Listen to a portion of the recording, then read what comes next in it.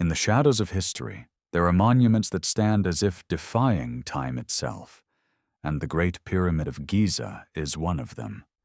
For thousands of years, this colossal mass of stone has remained silent in the desert, a riddle carved into rock and left for humanity to solve. Some say it was built as the tomb of a pharaoh. Others argue it was an astronomical observatory.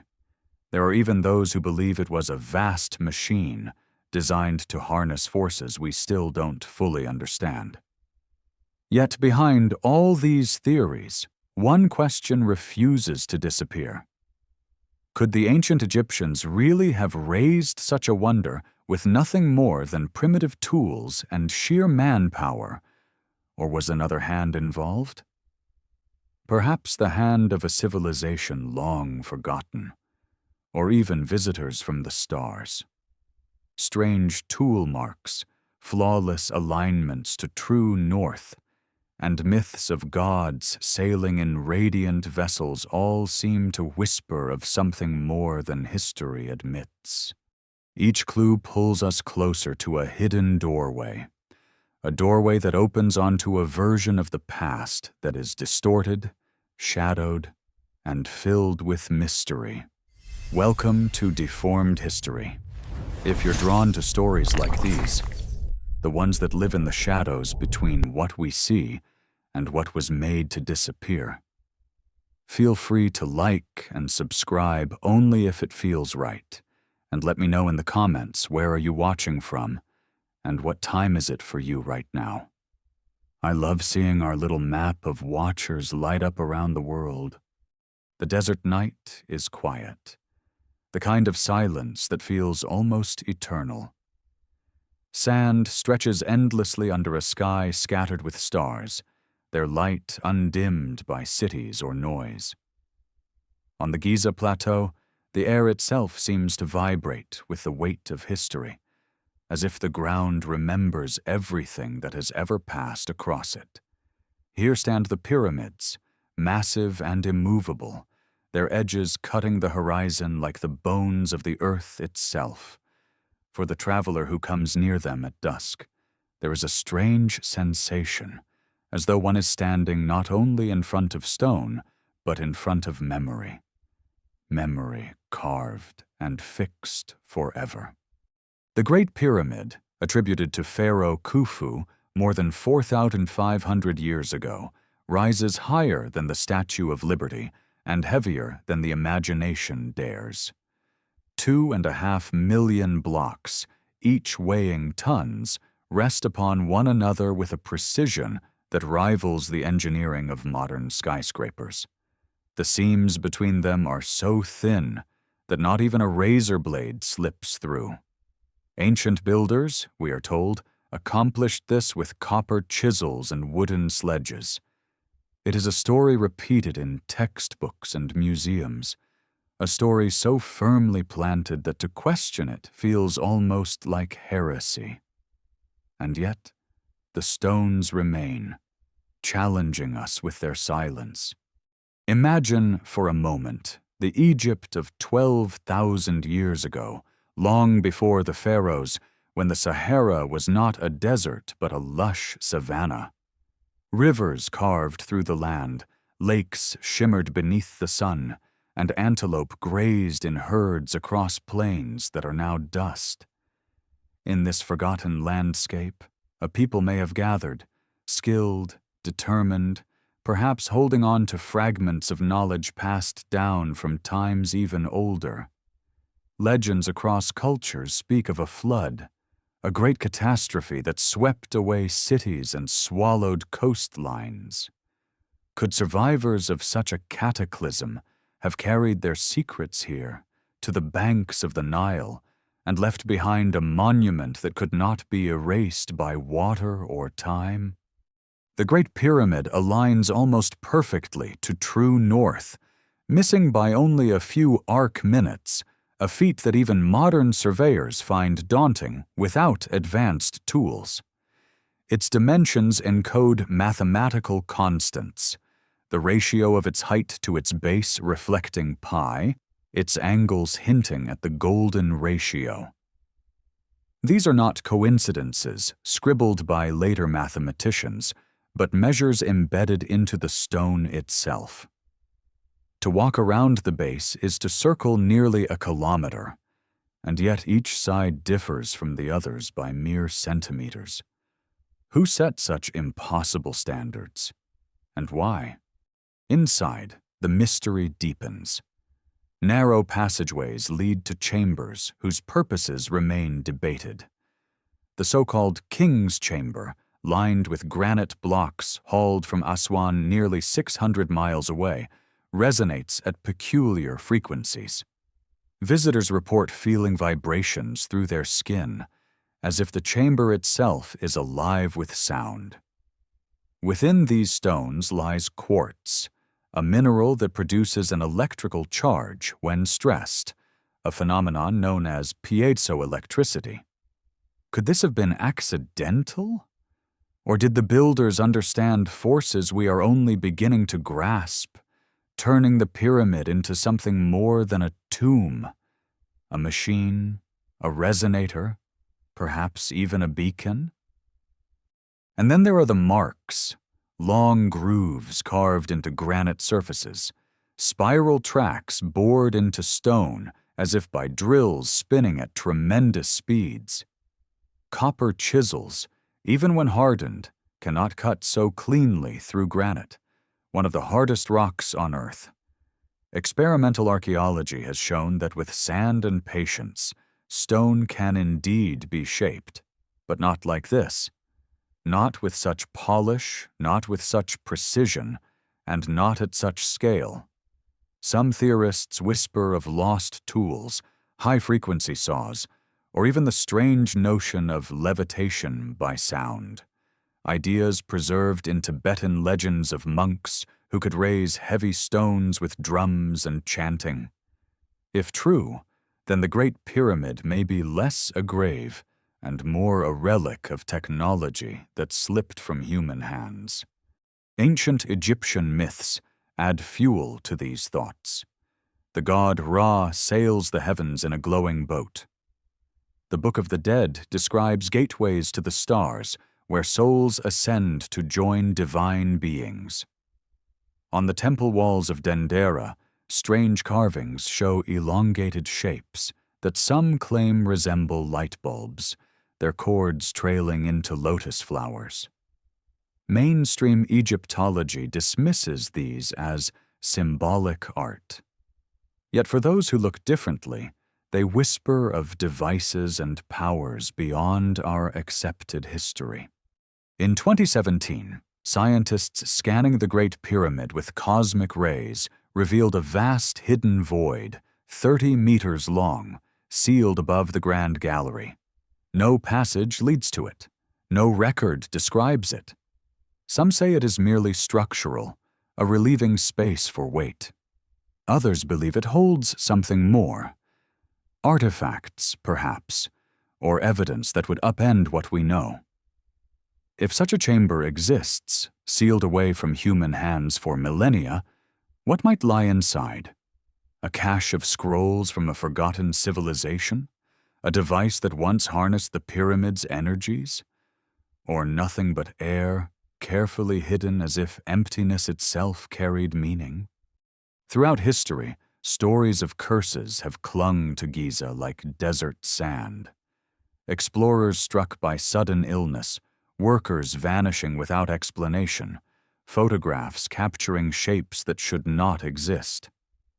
Perhaps these are accidents, imagination, or superstition. Yet they remind us that the pyramids are not only monuments of stone, but also monuments of fear, reverence, and secrecy. They are not meant to give easy answers. They are built to endure, to make us question, to leave us restless beneath the stars. As you stand at the foot of the Great Pyramid, looking up its limestone sides that once gleamed like polished mirrors in the sun, you cannot help but feel the weight of ages pressing down. Was it the triumph of human will?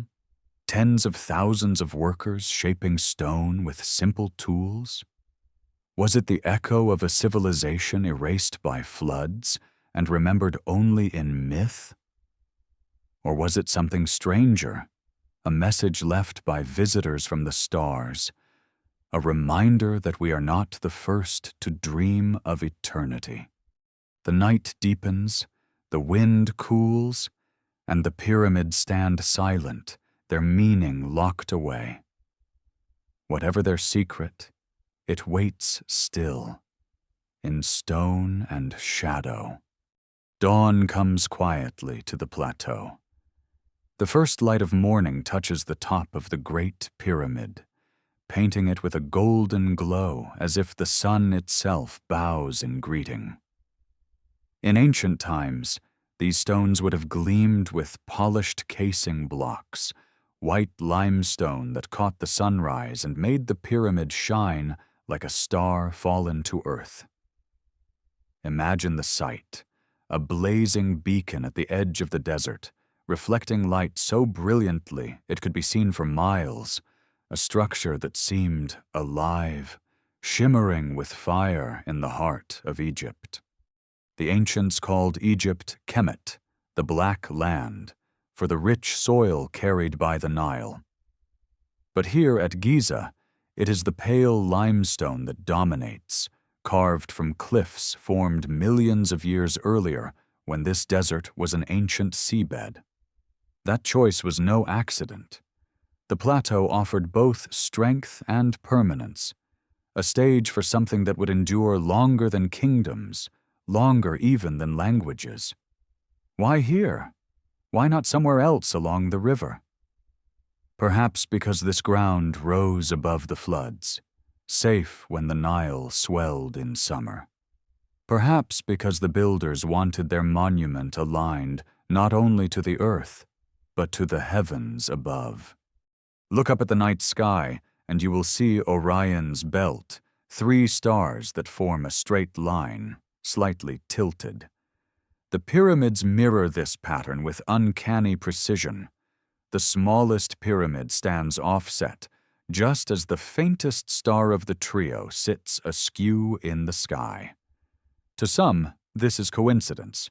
To others, it is deliberate, a blueprint written in the heavens and carved into the earth. Robert Bauval, in the 1990s, argued that this was no accident at all, but a celestial code, fixing the pyramids to the year 10,500 BCE, when Orion's belt appeared exactly as the monuments lay. In that era, the constellation Leo also rose in the east, where the Sphinx gazes eternally, its weathered face turned towards the dawn. Coincidence, or memory of a sky long forgotten? The ancient Egyptians revered Orion as the body of Osiris, lord of the afterlife, while the Sphinx, half lion and half man, may once have marked the rising of Leo, the lion of the zodiac. Taken together, they form a cosmic map, a reflection of heaven on earth. Did the builders intend to anchor their civilization to the stars, binding eternity to geometry? Or was it more than symbolism? Could they have been following instructions left by teachers from another world, encoding knowledge in stone so it could not be erased? Inside the pyramids, narrow shafts lead not outward for air, but upward, aligning with stars. One shaft from the king's chamber points directly to Orion's belt. Another aligns with Sirius, the star sacred to the goddess Isis, Osiris's consort. These alignments are too exact to be chance. They suggest ritual, astronomy, or something deeper, an effort to connect with forces beyond the human realm. Some researchers argue they were not ventilation ducts, but channels of energy, designed to focus or transmit vibrations from the chamber itself. Step back further in time, to when the Sahara was not barren. During the African humid period, from about 14,000 to 5,000 years ago, this land was green. Rivers cut through savannas, lakes shimmered where dunes now rise. Rock art across the desert shows giraffes, elephants, and boats gliding across water where today only silence remains. If the Sphinx and pyramids belong to this wetter world, their erosion begins to make sense. The enclosure around the Sphinx shows grooves curved and deep, the kind left not by wind but by centuries of rainfall. Geologist Robert Schoch argued that this evidence places the Sphinx thousands of years earlier than the pharaohs, into a time when monsoons drenched North Africa. If true, then the monument may predate Egyptian civilization itself, standing as a relic of builders whose names we no longer know. This is where Atlantis enters the story. Plato wrote of a powerful island nation beyond the Pillars of Hercules, destroyed in a single day and night of catastrophe. Many dismissed it as allegory, a moral tale. Yet the timing is strange. Plato set the fall of Atlantis at around 9,600 BCE, almost exactly when the younger Dryas, a sudden return to ice and chaos, gripped the world. Sea levels rose, coastlines drowned, and survivors may have fled inland. Could some have come here, to the Nile Valley, carrying with them the memory of their lost homeland? Edgar Cayce, the American mystic, claimed that survivors of Atlantis built the pyramids and left a hall of records beneath the Sphinx, a vault of wisdom to be revealed when the time was right. Skeptics point out the lack of hard evidence. Archaeologists uncover quarry marks linking the Great Pyramid to Khufu, tools of copper and stone, workers' villages with bread ovens and pottery. These details speak of human labor, sweat, and determination. Yet the mystery remains. How did such primitive tools shape granite beams weighing 70 tons, lifted and fitted into place hundreds of feet above ground? Theories pile up like sand against the base of the pyramid, ramps miles long, counterweights, waterlocks. None fully explain the scale, the speed, or the precision. The absence of a body in the king's chamber raises even more questions. If it was a tomb, why was it empty? Standing before the Great Pyramid, you are confronted by contradictions. The evidence of human effort is undeniable, yet so are the traces that hint at something beyond. The structure embodies both the sweat of workers and the fingerprints of mystery. Perhaps this is the true power of Giza, not to provide answers, but to hold questions in stone, questions so vast they echo across ages. As the sun climbs higher, tourists scatter across the plateau, their voices carried by the wind. Yet even among the noise, the pyramids remain silent, unmoved. Their stones are older than every empire that has risen and fallen since. They are older than Rome, older than Greece, older even than the names by which we call them. Whether built by pharaohs, survivors of floods, or hands that came from the stars, they stand as reminders that history is never as simple as we are taught. There are always shadows in the story, and sometimes those shadows are carved into rock, waiting for us to notice. The desert stretches beyond, endless and golden. At night, when the stars rise again, Orion will hang above the plateau, and the pyramids will mirror him as they have for thousands of years. In that symmetry lies a message, one that whispers across time, as above, so below. A law of reflection, a code of eternity, or perhaps just a reminder that we are part of something larger than we know. And so the question lingers, are the pyramids monuments of man, of gods, or of a civilization washed away by the tides of time? The answer may not lie in textbooks or ruins, but in the silence itself. A silence that seems to invite us not to solve the riddle, but to dream it.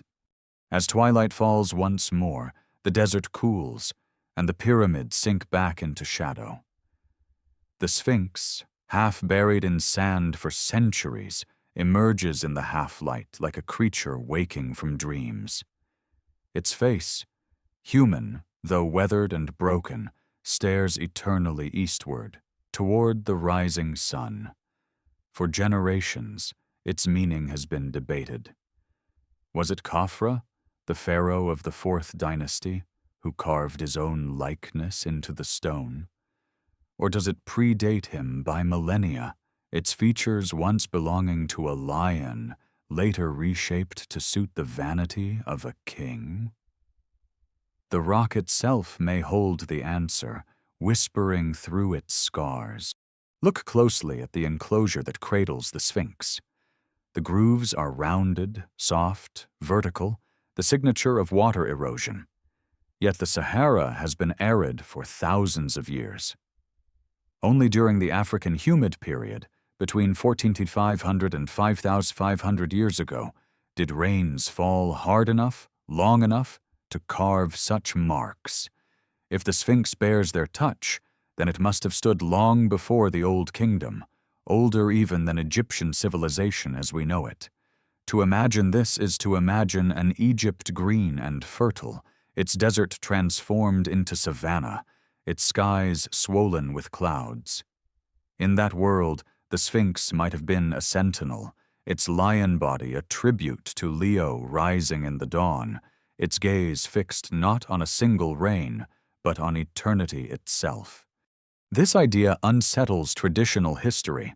Egyptologists tie the Sphinx to Khafra around 2500 BCE, citing inscriptions and the alignment of temples nearby. Yet the stones argue otherwise.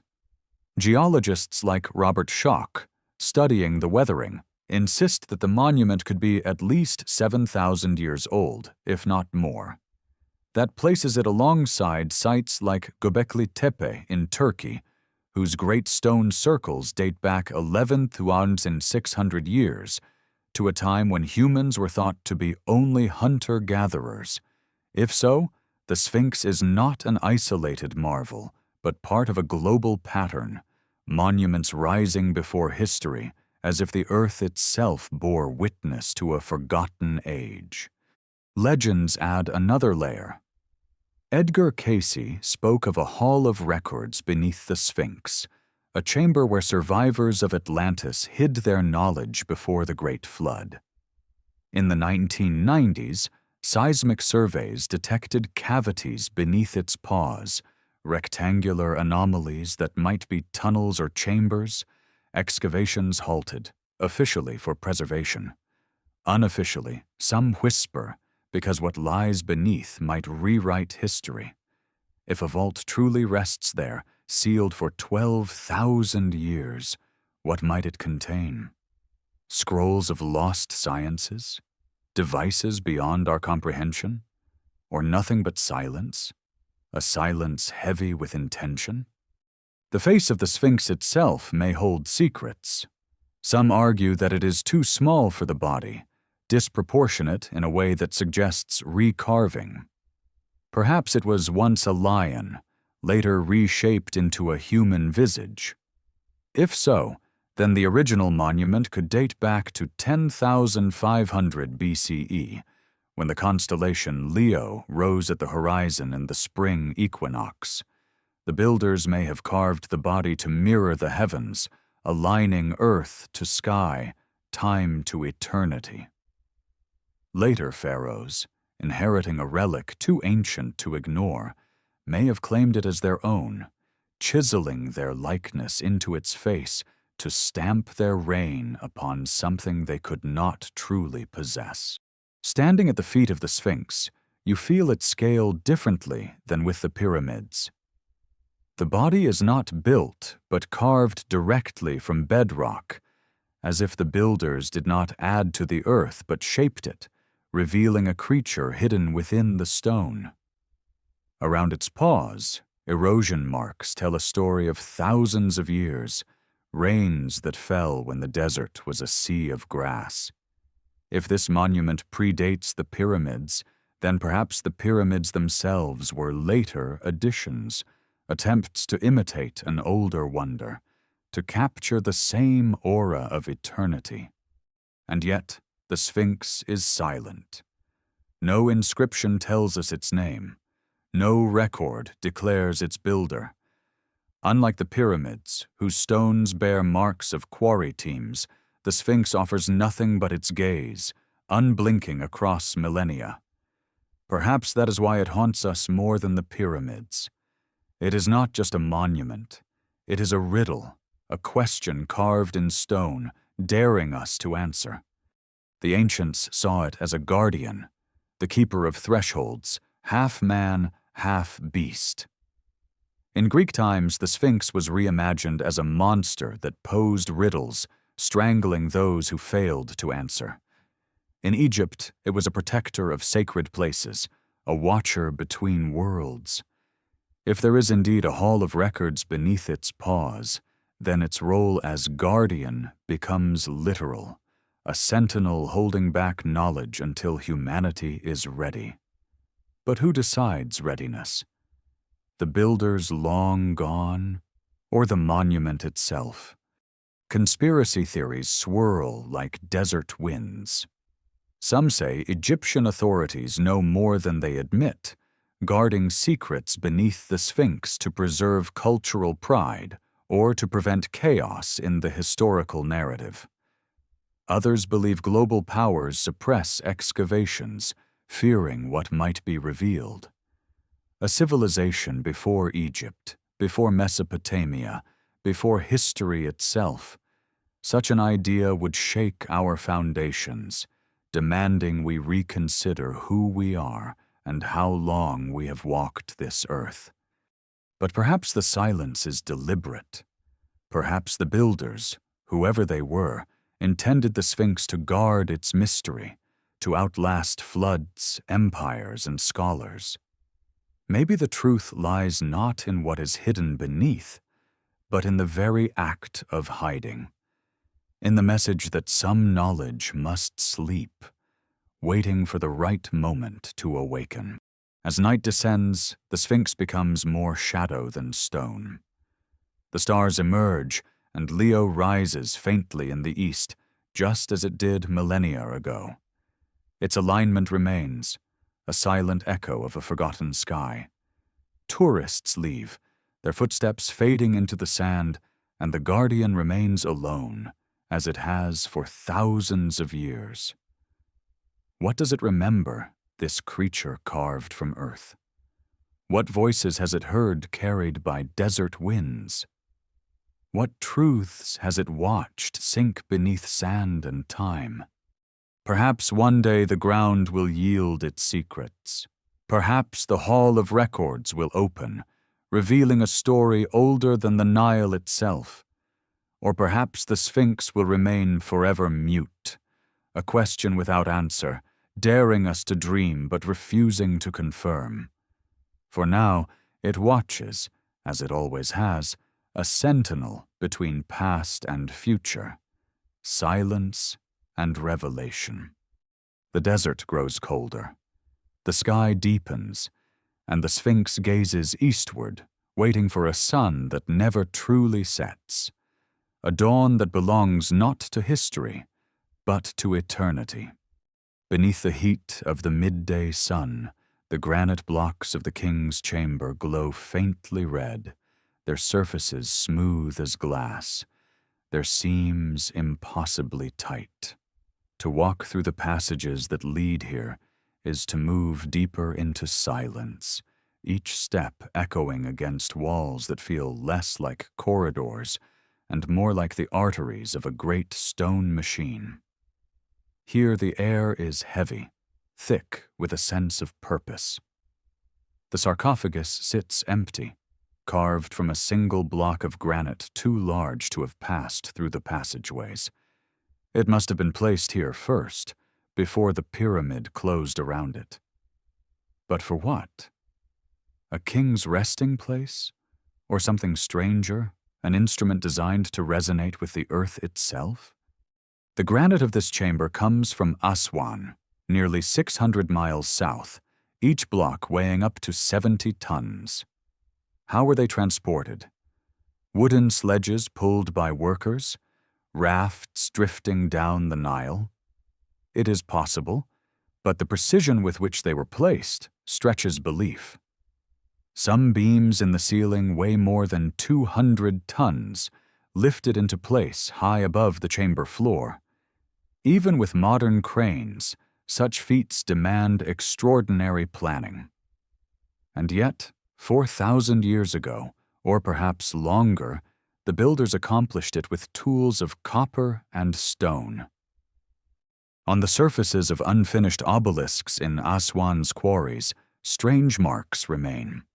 Long, curved grooves scoop across the granite, as if something had chewed the stone in broad strokes.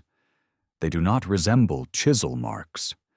Instead, they suggest a tool that carved continuously, with a sweeping motion, almost as if the stone itself had been softened.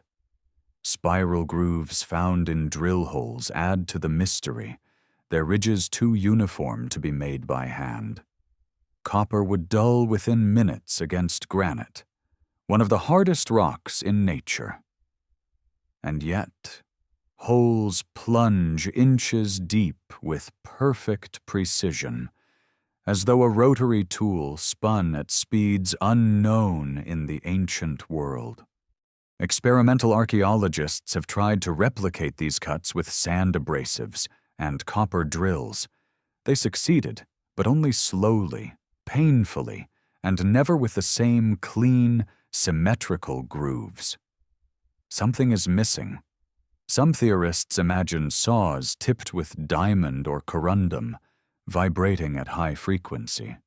Others whisper of ultrasonic tools, or even energy devices that could weaken the bonds of stone. Such ideas sound like fantasy, yet the evidence sits quietly in the granite itself. Grooves like fingerprints, impossible to erase. Consider the possibility of acoustic levitation, a method rumored in Tibetan legends, where sound waves lifted stones as monks chanted and drums thundered. The king's chamber resonates at about 110 hertz, producing standing waves that linger in the air. Visitors report feeling the vibration on their skin, as if the stone itself were alive with sound. Could the builders have harnessed resonance to aid construction, lifting or cutting blocks with sonic energy? In our time, scientists have levitated droplets of water and even small objects using acoustic pressure. What if the ancients had mastered such techniques, leaving us only the results, stripped of the tools? The very geometry of the pyramid seems to amplify this idea. Its dimensions encode mathematical constants, pi and the golden ratio, woven into angles and lengths. Its sides align with the cardinal points of the earth more precisely than most modern buildings. The Great Pyramid is not just massive. It is precise, as though drawn with instruments we no longer possess. To achieve this, its builders would have needed knowledge of surveying, astronomy, and geometry that mainstream history attributes only to much later ages. Was this knowledge developed independently, or was it inherited, passed down from a civilization erased by flood and time? Legends from across the world echo this question. In Bolivia, the site of Pumapunku holds stones cut with such accuracy that they fit like puzzle pieces, their interlocking shapes as clean as machine work. Some blocks weigh over 100 tons, yet their angles are sharp, their surfaces polished. In Lebanon, at Baalbek, 3 stones each near 800 tons form the base of a platform, later used by the Romans. No one knows who placed them there. The methods, the purpose, the reason, they are mysteries swallowed by time. And yet the marks on their surfaces resemble those found in Giza's granite. Long grooves, spiral drills, precision beyond explanation. Could there have been a shared tradition, a global knowledge of stonework that spanned continents? The flood myths speak of civilizations swept away, but perhaps not before leaving their signatures in rock. The Younger Dryas, that sudden plunge into glacial cold 12,900 years ago, shattered ecosystems and drowned coastlines.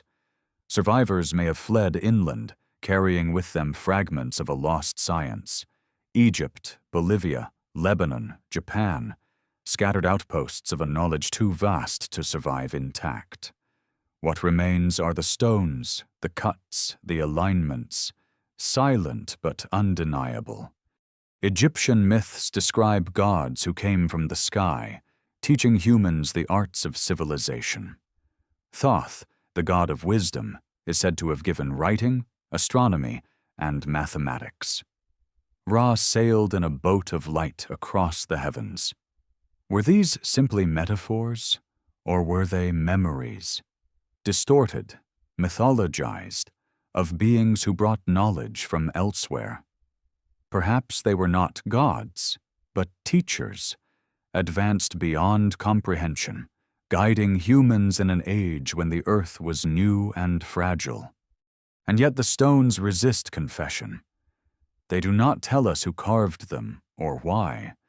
They only sit, heavy and silent, daring us to imagine. The sarcophagus in the king's chamber lies empty. No pharaoh rests within. Perhaps it was robbed in antiquity, or perhaps it was never meant to hold a body at all.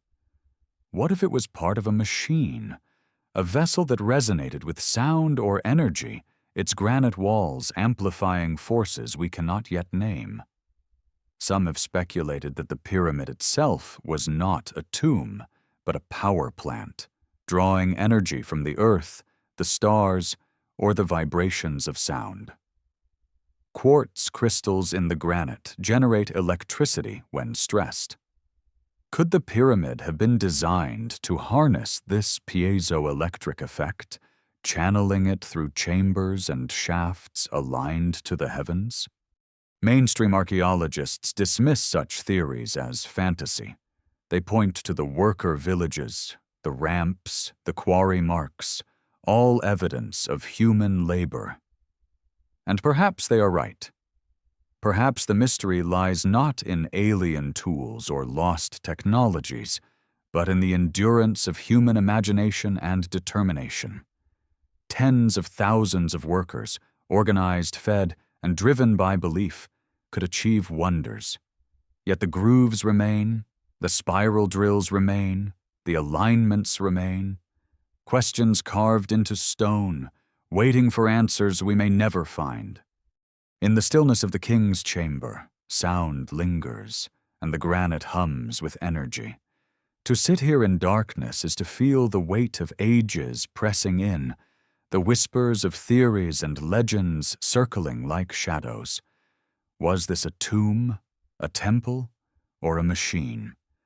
The truth remains sealed, as it has for thousands of years.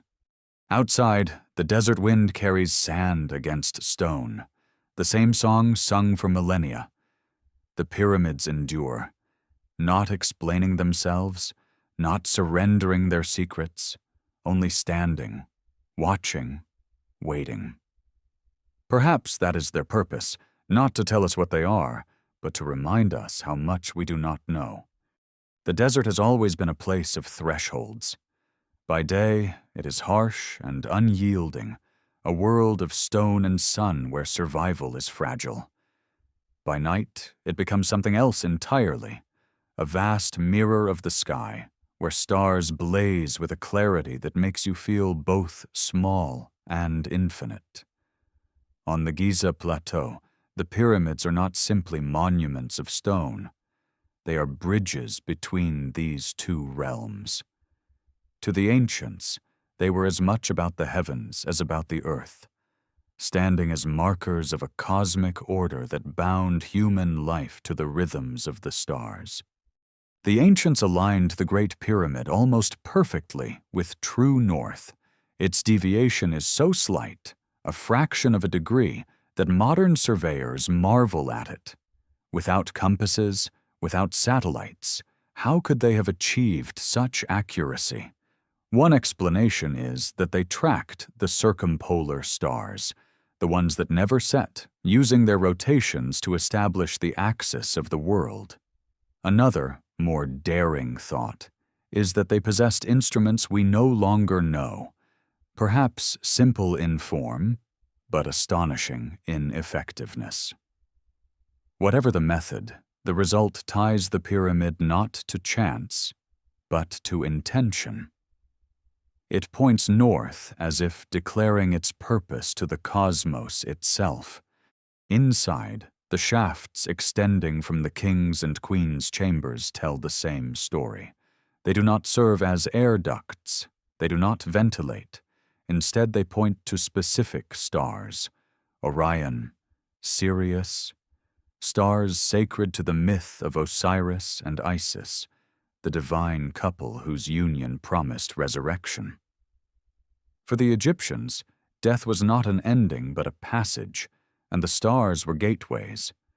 The shafts may have been conduits, not of air, but of spirit, passages through which the soul could ascend to join the gods.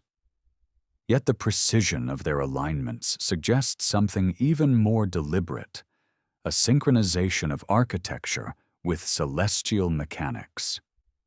The pyramid is not only on the earth, it is in dialogue with the sky. This idea is not unique to Egypt. Across the globe, ancient sites echo the same impulse.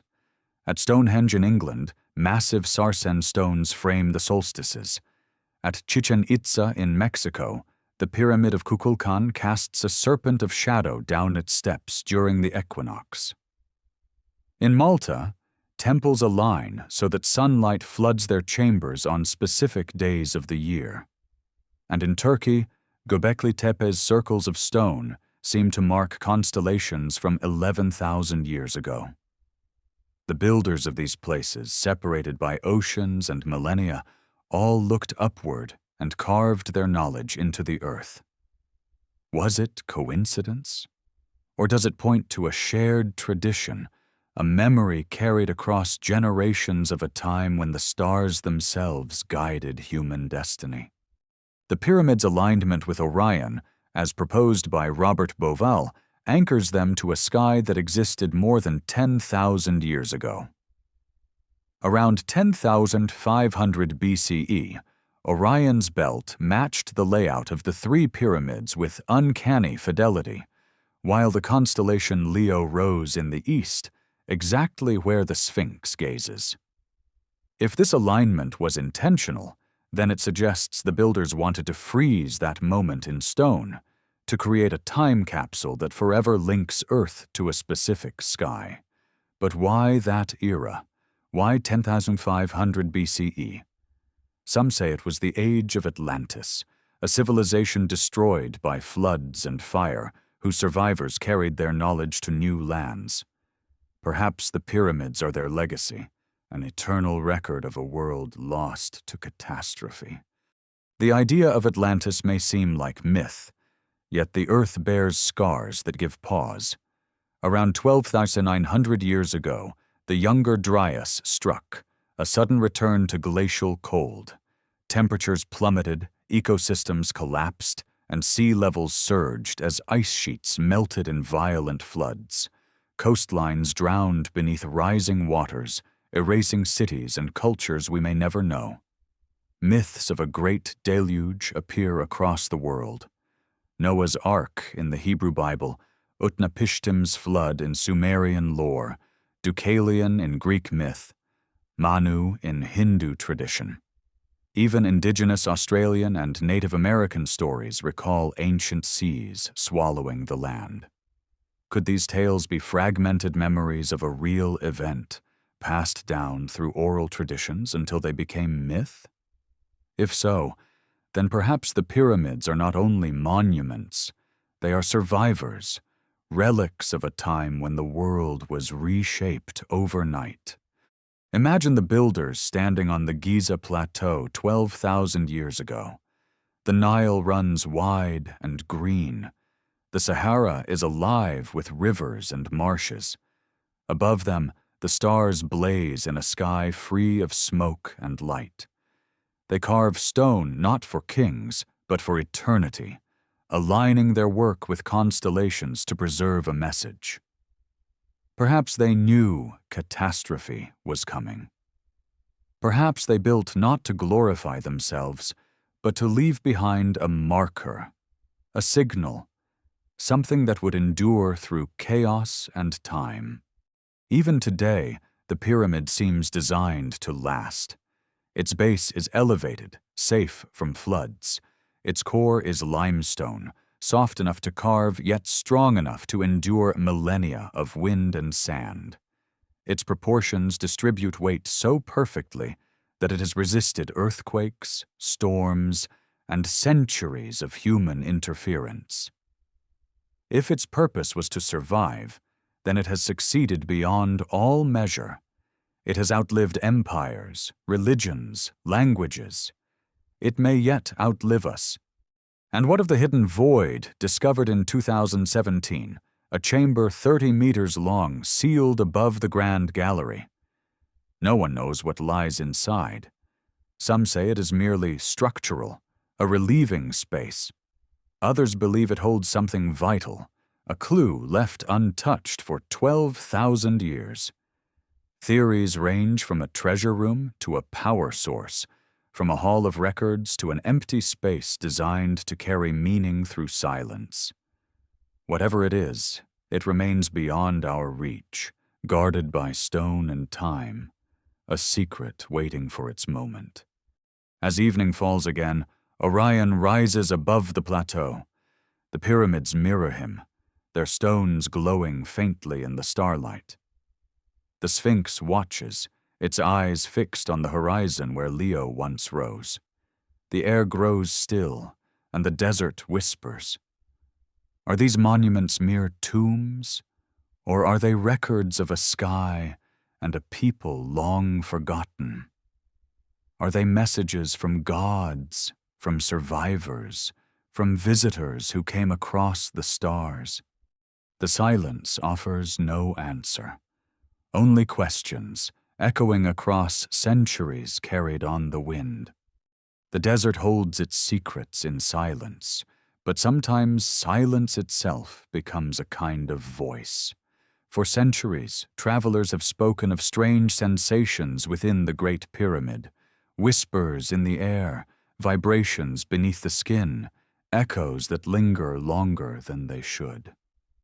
The king's chamber, with its polished granite walls, is said to hum when sound is made within it, as though the room itself is alive, amplifying and returning the voices of those who enter.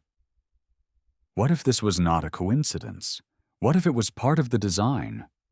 Granite is rich in quartz, a crystal that responds to pressure by generating tiny electrical charges, a phenomenon called piezoelectricity. In our time, it powers radios, watches, and electronics. In the king's chamber, the weight of millions of tons presses down on the granite blocks, squeezing them with unimaginable force. Could the builders have known this? Understood that the stones themselves could produce energy when stressed? Some suggest that the pyramid was not just a tomb, but a vast resonator, a machine built to interact with the earth itself. Sound plays a curious role here. Visitors who chant or strike notes inside the chamber often report that certain frequencies resonate more strongly than others, filling the space with a vibration that can be felt rather than heard. Ancient texts describe the power of sound, the word of creation, the voice of gods, the chants of priests. Perhaps the pyramid was designed to harness sound, to magnify it, to channel it into forces beyond our understanding. Imagine a choir of priests chanting in unison, their voices tuned to the geometry of the chamber. the granite vibrating, the pyramid itself humming like a giant instrument. Was this ritual, science, or both at once? The grand gallery, leading up to the king's chamber, adds to the enigma. Its walls rise steeply, creating an acoustic corridor. Some theorists imagine that it once held wooden beams or resonant devices, amplifying vibrations as sound traveled upward. The shape itself seems intentional, as though it was built not for human comfort, but for some hidden purpose. When you stand within it, your footsteps echo strangely, stretched out as though time itself lingers a little longer. Other clues deepen the mystery. The queen's chamber contains a niche in its wall, carefully carved but never explained. Its shafts do not exit to the outside, but stop within the pyramid, as if meant to channel something unseen. The subterranean chamber, dug deep beneath the base, feels more like a cavern than a room. Rough and unfinished, its purpose unknown. Why create a chamber beneath the earth, accessible only through narrow descending passages? Some suggest it was symbolic, representing the underworld. Others wonder if it was experimental, a first attempt at something greater. The idea of the pyramid as a power source may sound like fantasy, but fragments of possibility glimmer in its design. The shafts align to stars. The chambers resonate with sound. The granite hums with energy. Could it have been a kind of generator, not of electricity as we know it, but of something subtler, spiritual power, vibrational energy, a force meant to connect humanity to the cosmos? Even if the builders did not think in terms of science as we do, they may have grasped truths about harmony, resonance, and energy that we have forgotten. Myths of Egypt speak of Heka, the power of magic, the force by which the gods maintained the order of the universe. Heka was not separate from science, but the very fabric of reality. Priests were said to wield it through words, rituals, and sacred objects. Could the pyramid have been built as a vessel of Heka, a structure designed to hold and radiate cosmic power? In this view, it was less a tomb and more a node in the web of creation, a place where earth and sky met and the divine could flow into the human world. Legends from other lands echo this theme. In India, the Vedic texts speak of vimanas, flying chariots powered by sound and vibration. In Tibet, stories tell of monks lifting stones with drums and horns. In the Bible, the walls of Jericho fall not by siege, but by the blast of trumpets. Again and again, sound appears as a hidden force capable of shaping the world. The pyramid, with its resonant chambers and humming granite, may be the greatest echo of this ancient knowledge. And then there is the strange story of Nikola Tesla. In the early 20th century, Tesla experimented with resonance, claiming he could make buildings shake and collapse with tuned vibrations. He built towers designed to transmit energy wirelessly through the earth, hoping to draw power from natural frequencies. Some note, with curiosity, that Tesla studied the pyramids obsessively, even building his Wardenclyffe Tower to mimic their proportions. He believed the earth itself could be harnessed through resonance, just as some now speculate the ancients once did. Perhaps Tesla was wrong. Perhaps the pyramid was nothing more than a tomb, and the humming granite is coincidence. But the parallels invite speculation. Across time, different minds return to the same idea, that the world is alive with vibration, and that by tuning into it, one might touch forces beyond imagination. The pyramid, then, becomes more than stone. It becomes a riddle of sound and silence, energy and stillness. Its chambers are not only rooms but instruments, designed to resonate with voices, with footsteps, with the very heartbeat of the earth. If so, then those who built it were not only architects but musicians of reality, tuning stone to the song of the cosmos. As you stand in the king's chamber in the dark, you may hear it too. The faint hum that seems to come not from outside but from within yourself, as though the pyramid is playing you like an instrument. The air is heavy, the granite presses in, and for a moment you feel part of something vast, something ancient, something that hums through the bones of the world. Outside, the wind carries no such sound. The desert is still. The pyramids rise into the night, silent and eternal. But inside, deep within their heart, the stone may still sing, waiting for someone who knows how to listen. For as long as people have entered the tombs of Egypt, stories of curses have followed them. The most famous is that of Tutankhamun's tomb, opened in 1922 by Howard Carter. Within months, Lord Carnarvon, the expedition's patron, was dead from an infected mosquito bite. Newspapers called it the curse of the pharaoh, claiming that anyone who disturbed the king's rest would meet an untimely end. Scientists later dismissed it as coincidence, or perhaps mold spores sealed within the chamber.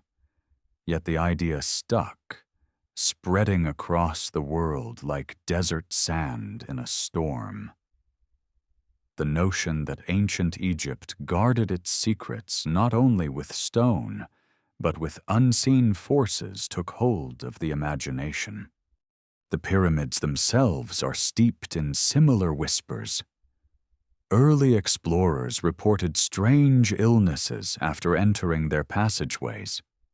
Some claimed to see flickering lights where none should be, hear footsteps echoing in empty corridors, or feel sudden dread pressing down like a physical weight. In the 19th century, when European travelers opened sealed chambers, they sometimes fell sick or died mysteriously soon after. Was it bacteria, mold, or something less tangible?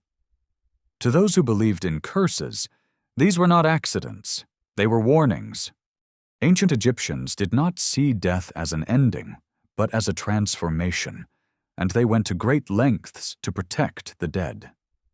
Texts inscribed in tombs spoke of guardians, spirits, and divine retribution for those who dared desecrate sacred spaces. Some passages warned of crocodiles, snakes, or demons waiting in the afterlife to devour the unworthy. But others hinted at powers less symbolic, more direct. Hieroglyphs described the wrath of gods unleashed upon intruders, spells meant to strike at the heart of the living world. Could it be that the pyramids themselves were built not only to preserve, but to protect? Consider the structure of the Great Pyramid. Narrow shafts, hidden chambers, false passages. These may have been intended to deter robbers, but perhaps they also served another role, as spiritual traps, designed to confuse not just human thieves, but forces unseen. The winding passages may have been meant to disorient, to channel energy in ways that shielded the king's spirit. To step inside without permission may have been, in their worldview, to invite a force that would cling to you, unseen but relentless. Legends tell of travelers who brought objects from Egypt back to Europe, only to be haunted by misfortune. Statues cracked, mirrors shattered, families fell ill. Museums in London and Paris received mummies whose presence was said to cause accidents among staff. Rational minds explain these as chance, but chance has its limits, and stories grow when the unexplained persists. The pyramids, looming and silent, became symbols of this mystery, monuments not only of stone, but of invisible power. There are stranger tales still.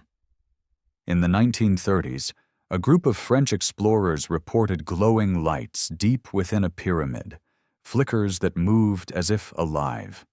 Instruments malfunctioned, compasses spun without reason. More recently, tourists with digital cameras have claimed to capture orbs of light in photographs taken inside the chambers. Dust motes, skeptics say, or tricks of the flash. But to others, they are signs of an energy that still lingers, an energy waiting in the stone. Science, too, has touched on the possibility. In 2018, researchers modeled how the Great Pyramid interacts with electromagnetic waves. To their surprise, they found that at certain frequencies, the pyramid concentrates energy in its chambers and beneath its base. Though the study was theoretical, it sparked imaginations. Could the pyramid, intentionally or not, function as a kind of resonator, focusing natural energy in ways we do not yet understand? If so, then those who entered without respect may indeed have felt effects, subtle, invisible, but powerful. The ancient Egyptians believed that names carried power. To erase a name was to erase existence. To preserve it was to grant eternity. Curses often invoked the erasure of names, the destruction of identity itself. In this sense, the pyramids may be less about death than about immortality, structures built to preserve names, energy, and memory across ages. To disturb them was to threaten that eternity, and in return, the monuments struck back, not with blades or arrows, but with forces as old as the desert wind. Standing at the base of the Great Pyramid at night, the idea of curses feels less like fantasy. The air is heavy, the silence thick. The stars burn above, and the stone looms, vast and indifferent. You feel small, and perhaps that is the point.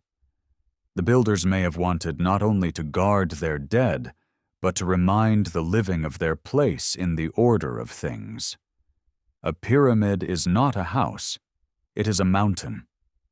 To trespass within it is to step into something greater than yourself. And yet people continue to enter, to explore, to pry open what was sealed. Curiosity is as relentless as time. Perhaps the curses are not punishments, but warnings, reminders that some mysteries are meant to remain untouched, that the hunger for answers can carry its own dangers. The pyramids do not need guards or weapons. They have endurance. They wait, patient and silent, while those who dare to claim their secrets often find themselves lost in the attempt. The desert does not care for human ambition. It swallows cities, erases names, reduces kingdoms to dust. The pyramids alone endure, but perhaps endurance itself is their curse. To stand forever, watching civilizations rise and fall, unable to speak, unable to forget. And those who touch them, who demand answers, may find that endurance pressing back, a silence heavy enough to haunt. As the night deepens, the pyramids fade into darkness. The wind carries whispers across the plateau of explorers, kings, and strangers long gone. Perhaps they are only echoes, or perhaps they are warnings, still alive in the stone. The pyramids of Giza do not stand alone. Across the world, scattered across continents and oceans, other stones rise, shaped and placed with the same impossible precision, whispering of a story larger than any single land.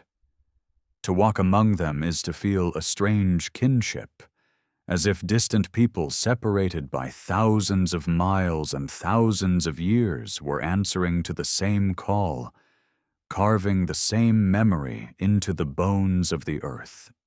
Far to the west, in Peru, the fortress of Sacsayhuaman sprawls above the city of Cusco. Its walls are made not of uniform blocks, but of massive stones, some weighing more than 100 tons, fitted together like pieces of a puzzle. Their edges curve and lock so tightly that no mortar is needed. The surfaces are smooth, the joints so precise that even after centuries of earthquakes, the walls still stand.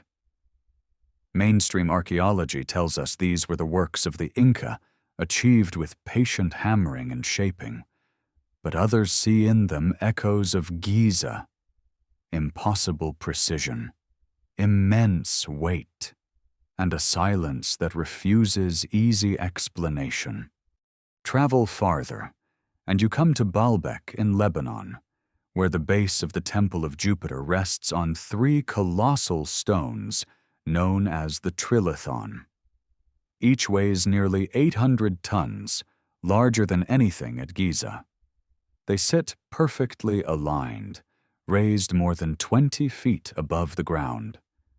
How were they placed? No records tell us. The Romans later built upon them, but the foundation seems older, a mystery within a mystery. Standing before them, you cannot help but ask, were they echoes of the same lost knowledge, fragments of a tradition carried across the seas? Beneath the waves of Japan's Yonaguni Island, strange structures rise from the ocean floor. Terraces, steps, and blocks lie in patterns that suggest design. Some say they are natural formations, shaped by currents and time. Others insist they are the drowned remains of a city, swallowed by the sea during the cataclysms that ended the last ice age. If true, then they stand as proof that human hands carved monuments long before official history allows, and that those monuments, like Giza, may have been attempts to speak across time. In Turkey, at Göbekli Tepe, circles of carved stone pillars rise from the earth, each etched with animals, foxes, vultures, snakes, symbols of a world half myth, half reality. Carbon dating places them at 11,600 years ago, long before cities, before writing, before agriculture as we know it. And yet the pillars stand, aligned, deliberate, carefully placed. They suggest that humans were organizing, imagining, and building on a scale unthinkable for hunter-gatherers. If they could raise circles of stone, then could others have raised the Sphinx or even the pyramids, using knowledge now forgotten? Patterns begin to emerge, massive stones cut and fitted without mortar, alignments to stars and solstices, myths of floods and cataclysms. Everywhere, the same themes: precision, endurance, silence. Did these cultures develop such skills independently, driven by universal human ingenuity? Or did they inherit fragments of a shared legacy, passed down from survivors of a world that ended suddenly 12,000 years ago?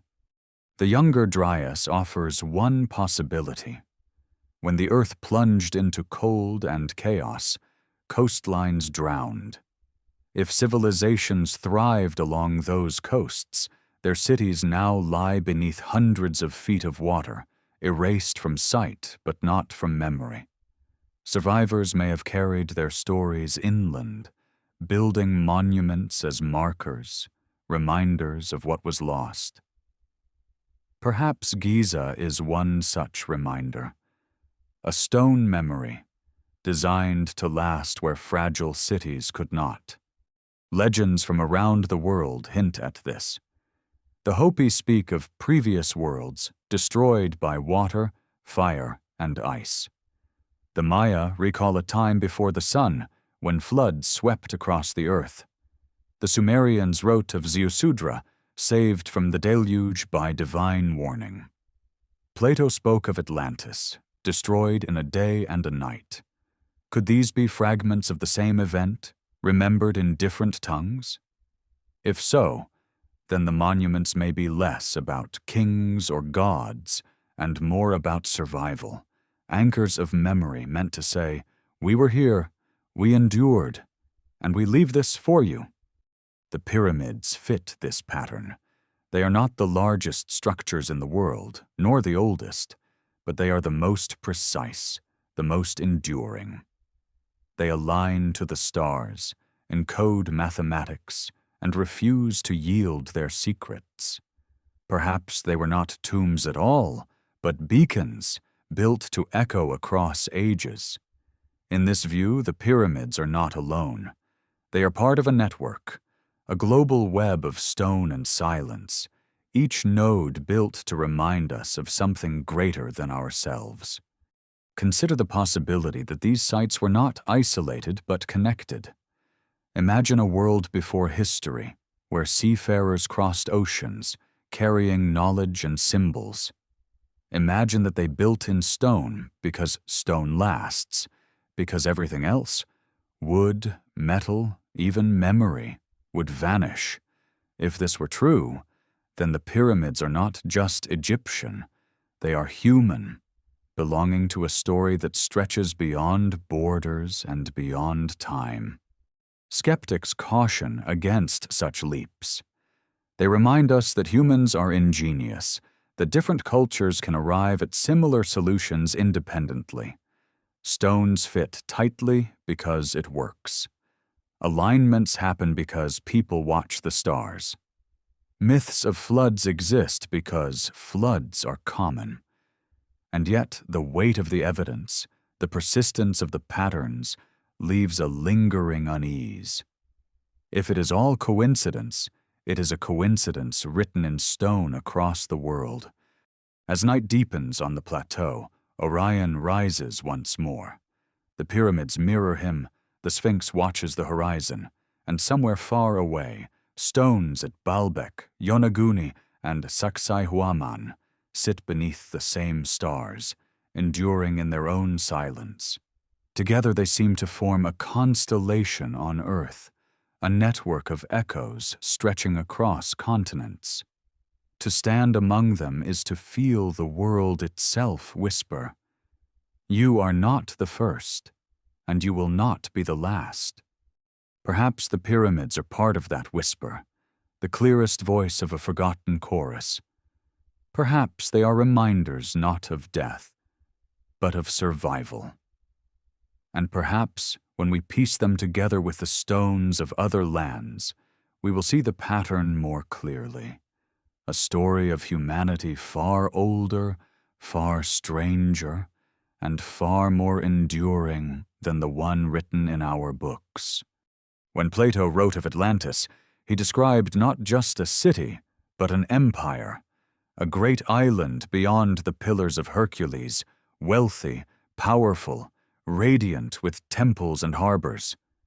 In his dialogues Timaeus and Critias, he told of how this land rose in strength, sought to dominate the world, and was punished by the gods, swallowed by the sea in a single day and night. For centuries, scholars argued whether he spoke allegory or history, yet his dates were precise, 9600 BCE. To modern ears, that number resonates with strange familiarity, for it aligns with the end of the last ice age, when seas surged and climates shifted violently. The Younger Dryas had already cast the world into turmoil, freezing rivers and glaciers where warmth had begun to return. Then, around 11,600 years ago, the cold ended as suddenly as it began. Ice sheets collapsed, oceans rose, and coastlines redrew themselves overnight. Islands vanished. Cities, if they existed, would have been drowned. Could Plato have been recording not myth, but memory?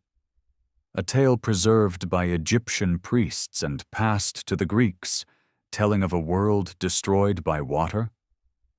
If survivors fled Atlantis, where did they go? Some point to Egypt, whose Nile Valley offered fertile ground in a time of chaos. Ancient texts speak of gods arriving by boat, bringing knowledge of writing, agriculture, and stonework.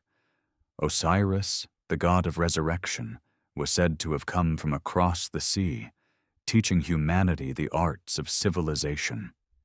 Could Osiris have been a memory of these survivors, their deeds magnified into divinity? The pyramid builders may have been their heirs, preserving fragments of a knowledge too vast to be fully carried. Consider the Sphinx once more. If it bears the marks of water, if it gazes toward the rising of Leo in 10,500 BCE, then it stands as a marker of a time when Atlantis may have fallen. The pyramids, aligned to Orion's belt as it appeared in that same era, seem to echo the same date. Perhaps they were not built by the pharaohs we name in history, but by a culture older, recording in stone both their memory and their warning. Edgar Cayce, the American mystic of the early 20th century, claimed in trance visions that survivors of Atlantis came to Egypt, building the pyramids and hiding records of their lost world in a hall beneath the Sphinx. He said these records would be revealed when humanity was ready, when the cycle turned. Skeptics dismiss his visions as imagination, yet the idea lingers, given strange weight by seismic surveys that suggest cavities indeed exist beneath the paws of the Sphinx. Could those voids hold more than air? Could they contain scrolls, artifacts, even proof of a civilization erased from the earth? The myths of Egypt align curiously with Plato's tale. Flood stories abound. Gods arrive by boat, shining and radiant. Kings trace their lineages back to divine ancestors who ruled before history. Manetho, the Egyptian priest writing in the 3rd century BCE, listed reigns that stretched back thousands of years before the pharaohs, dynasties of gods and demigods. Mainstream history places these as myth. But what if they are echoes of real events, dimly remembered? If Atlantis existed, it may not have been a single island, but a culture spread along coasts now drowned. The Caribbean, the Mediterranean, the Indian Ocean, all highlands once above water. Recent discoveries off India's Gulf of Cambodge revealed submerged ruins, streets and walls lying beneath the waves. In the Bahamas, the so-called Bimini Road suggests cut blocks now sunken in shallow seas. Are these proof of Atlantis, or simply geological quirks? The debate continues, but the idea persists, that we are missing a chapter of history buried not beneath sand, but beneath oceans. The pyramids, then, become part of a larger pattern. Monuments built to survive floods, to outlast cataclysms. If an advanced culture knew destruction was coming, they may have carved their legacy in stone, choosing forms and alignments that would survive even when cities drowned. Egypt, safe inland along the Nile, may have been their refuge, their laboratory, their last message. The Great Pyramid, then, is not just a tomb, not just a mystery. It is a lighthouse across time, shining from the age of Atlantis into our own. Skeptics argue that this is fantasy, that no evidence of such a civilization has been found. But evidence is fragile. Cities of wood and clay vanish in centuries. Metal corrodes, books burn. Only stone endures, and even then, only in fragments. If we vanished tomorrow, what would remain of us in 12,000 years? Perhaps the same, scattered ruins, strange alignments, myths retold by survivors until they blur into legend. The Egyptians themselves hinted at deeper origins. Their word for pyramid, mir, meant not tomb, but place of ascension. They spoke of Zep Tepi, the first time, a golden age when gods walked the earth and order was established from chaos. Perhaps Zep-Tepi was their memory of Atlantis, an era when knowledge flowed freely before the floods came. Perhaps the pyramids were built to recreate that order, to serve as anchors of stability in a world forever haunted by collapse. At night on the Giza Plateau, the silence carries weight. The pyramids glow faintly beneath the stars, their forms unchanged while empires rose and fell around them. They are survivors, not only of time, but perhaps of catastrophe, carrying within their stones the echo of a world we no longer remember. To walk among them is to walk among whispers of Atlantis, a name both myth and memory, a word that means we were here and we endure. The question lingers, as it always does. If Atlantis fell, what else fell with it? What knowledge drowned beneath the seas? What stories turned to myth? What powers were lost? And if the pyramids are indeed its legacy, what message are they still trying to send across 12 millennia of silence? In our own time, the pyramids are no longer guarded only by stone and silence. They are watched by satellites, scanned by cosmic rays, and mapped with tools the ancients could never have imagined. And yet the deeper we look, the stranger they seem. The more we measure, the more questions appear, as if the monuments were built not only to endure, but to confound. In 2017, a team of physicists announced something extraordinary. Using muon tomography, a technique that tracks subatomic particles created when cosmic rays strike the Earth's atmosphere, they had scanned the Great Pyramid, peering through its stone as if with an X-ray. What they found was a vast hidden void, 30 meters long, sealed above the Grand Gallery. It had never been entered in recorded history. No passage leads to it. No inscription describes it. It is simply there, waiting. Some call it a relieving chamber, an empty space left to lighten the load of stone above. But others believe it may hold something more, the key to a mystery sealed for thousands of years. This was not the first surprise. In the 1980s, Japanese researchers used ground-penetrating radar to detect anomalies beneath the Sphinx, voids that seemed to form chambers below its paws. Excavations were never completed, and official statements were cautious, insisting on preservation. Yet whispers grew. Was this the Hall of Records Casey had described? If so, its existence would be more than a curiosity. It would be a revelation, proof that myths carry fragments of truth. Even ordinary tools reveal anomalies. Laser scanning shows that the pyramid is not perfectly square. Its sides curve inward slightly, so subtly that it can only be seen from above, when shadows at the equinox outline its shape. Some believe this was deliberate, a design that strengthens the structure against collapse. Others wonder if it has symbolic meaning, a hidden geometry that encodes messages in stone. Infrared surveys conducted in 2015 revealed heat anomalies along the stones of the Great Pyramid, hotspots that suggest voids or passages hidden within. Were they structural flaws or doors yet unopened? No one can say for certain, but the idea that the pyramid may still hold secrets, rooms untouched for thousands of years, sparks imagination. What if, within those voids, there are objects preserved against time? Scrolls written before the pharaohs, artifacts from a lost civilization, machines even left in silence until we are ready. Some researchers have suggested that the Great Pyramid itself acts like a natural power plant. In 2018, A study modeled how the structure interacts with electromagnetic waves.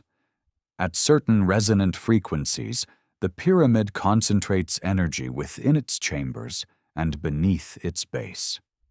While this was a theoretical simulation, it raises questions. Was this coincidence or intention? Could the builders have known how to shape stone to manipulate natural energy? If so, then the pyramid was not just a monument, but a device, its purpose long forgotten. Theories flourish in this uncertainty. Some say the pyramid was a beacon designed to send signals into the heavens. Others claim it was a storage device, holding vibrational energy to heal or transform those who entered.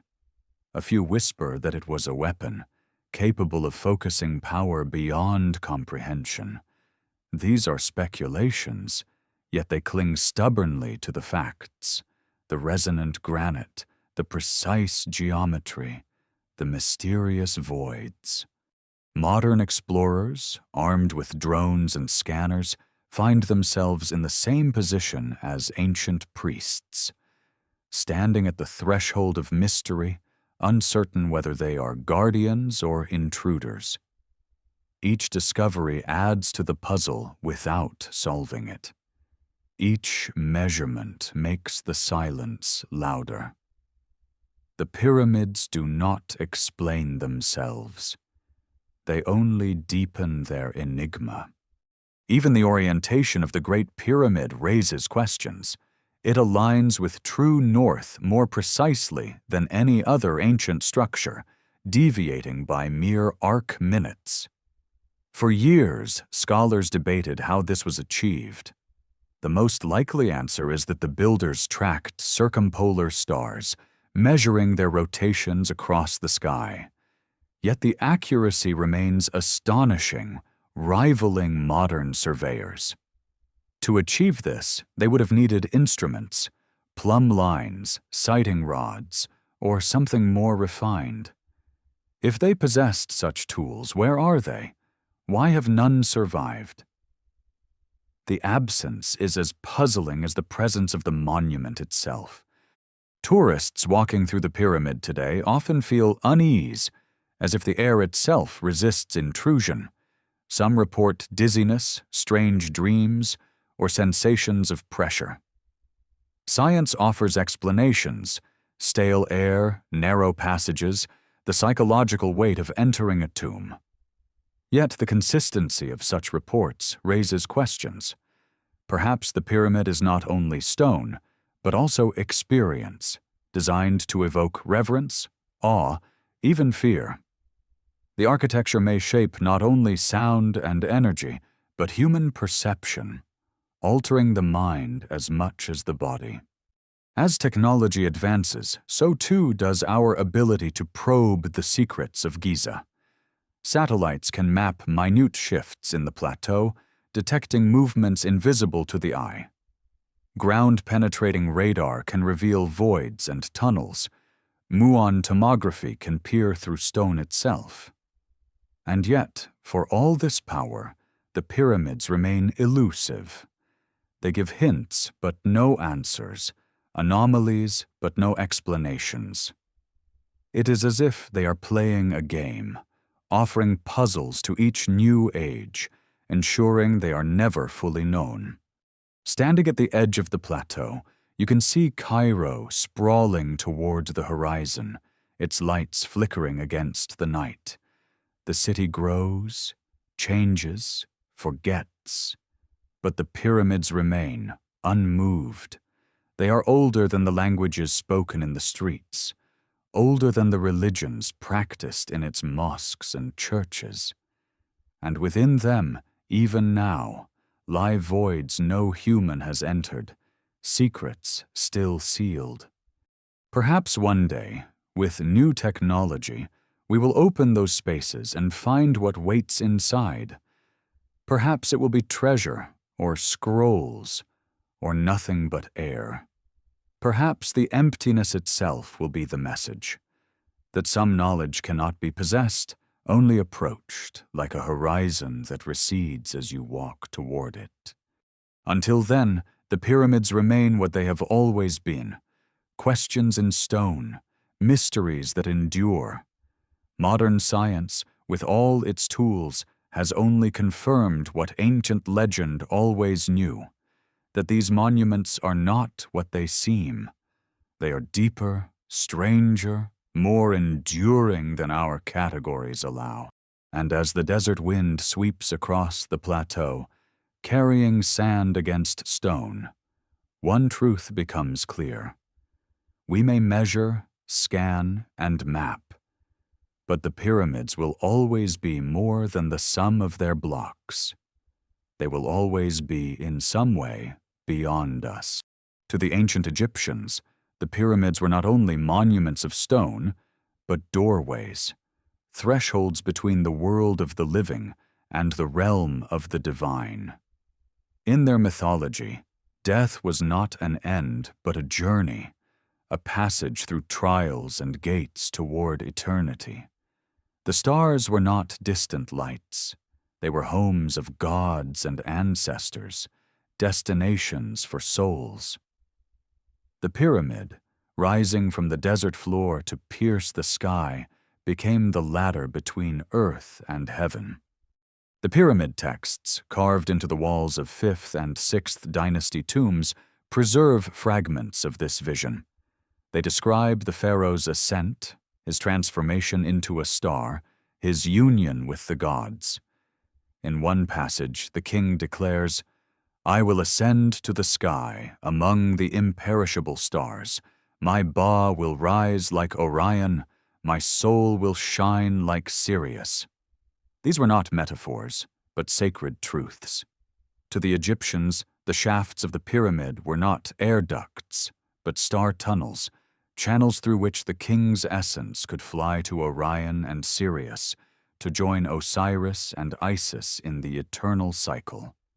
Osiris was the god of death and resurrection, lord of the underworld, but also the promise of rebirth. His body was dismembered by Set, scattered across the land, and reassembled by Isis, who breathed life into him again. Through him, the pharaoh hoped to conquer death, to be reborn among the gods. The alignment of the Great Pyramid to Orion, the celestial body of Osiris, was no accident. It was a promise carved in stone that the king would rise, that the order of the cosmos would embrace him. The journey was perilous. The Book of the Dead, or more properly, the Book of Coming Forth by Day, describes trials the soul must endure.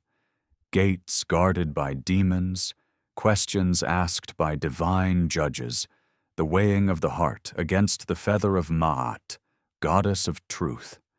If the heart was light, the soul passed on to paradise. If heavy, it was devoured by Ammit, the crocodile-lion-hippopotamus hybrid, and the soul ceased to exist. The pyramid, with its secret chambers and winding passages, may have symbolized this journey. A physical representation of the soul's passage through darkness and danger toward light. The shape itself carried meaning. The pyramid, broad at the base and narrow at the top, embodied the rays of the sun descending to earth. The casing stones, polished white, reflected sunlight so brightly that the monument seemed to glow, a frozen sunbeam pointing heavenward. In this way, the pyramid united Ra, the sun god, with Osiris, the lord of the underworld, bridging life and death. By ascending it in spirit, the pharaoh joined both cycles, the daily rebirth of the sun and the eternal renewal of the stars. But what if these myths were more than symbolic? What if they encoded knowledge in forms we no longer recognize?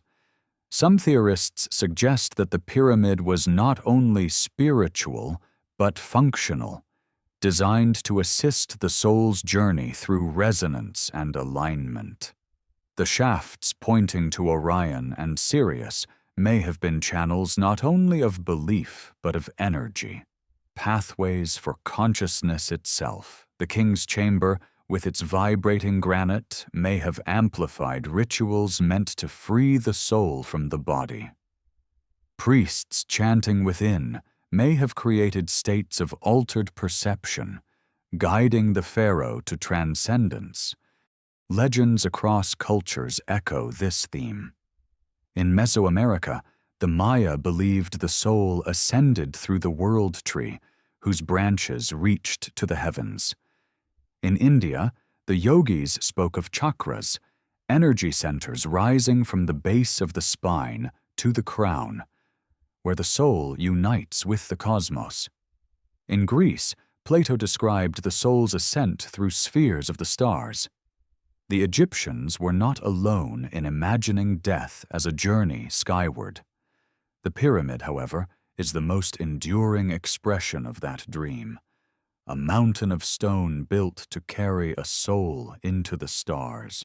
The Sphinx, gazing east, may have served as the guardian of this passage. Its body, half beast and half man, symbolized the union of earthly and divine.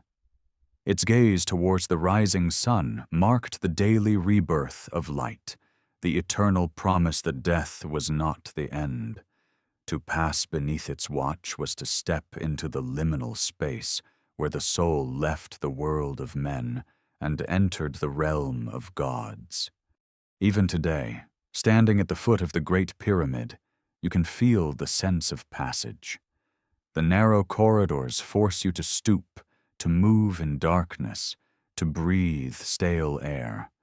The journey inward feels like a descent into death itself.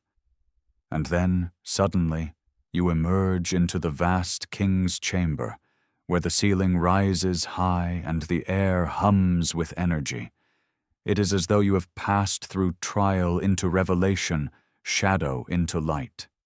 Perhaps this was intentional, a ritual experience meant to mirror the soul's path, so that the king, and those who followed him in imagination, could rehearse eternity. Modern psychology might call it initiation, the transformation of identity through ordeal. Ancient Egypt called it immortality, the rebirth of the king as a star. Whether literal or symbolic, the effect endures. To enter the pyramid is to feel yourself part of something larger, something that stretches from the dust at your feet to the stars overhead. And yet, beneath all this grandeur, the silence remains. No texts within the Great Pyramid describe its purpose. No inscriptions name its builder. Unlike later tombs filled with painted walls and carved spells, the Great Pyramid holds only stone. Perhaps the priests believed words were not needed, that the structure itself was the spell. Perhaps they feared that writing would limit the mystery, reduce eternity to symbols. Or perhaps the truth was older, deeper, and the pharaohs themselves inherited a monument they could not fully explain. As the stars wheel overhead and Orion climbs once more into the sky, the connection becomes clear. The pyramid is not only of earth, it is of heaven. It is a ladder, a beacon, a silent hymn carved in stone, pointing always upward. For the Egyptians, this was enough. The assurance that death was not darkness, but a passage into light. For us, it remains a question. Were these myths simply belief, or echoes of a knowledge lost to time? The desert wind carries no answer. Only the stones endure, and the stars above them unchanged for thousands of years. The pyramids have always been more than stone. They are also mirrors, reflecting not only the past, but the fears and desires of every age that gazes upon them. In ancient times, they reflected myths of gods and afterlife. In the Middle Ages, they became symbols of occult wisdom, said to conceal the secrets of alchemy. In our own time, they reflect suspicion, that behind their silence, someone knows more than they admit. Whispers of hidden knowledge swirl around the Giza plateau like desert sand. Researchers who detect anomalies beneath the Sphinx are told to halt. Archaeologists who find unexpected voids in the pyramid are cautioned against speculation. Permits for deeper excavations are rarely granted. Official explanations emphasize preservation, yet some wonder if preservation is only half the truth. What if the authorities fear what lies beneath?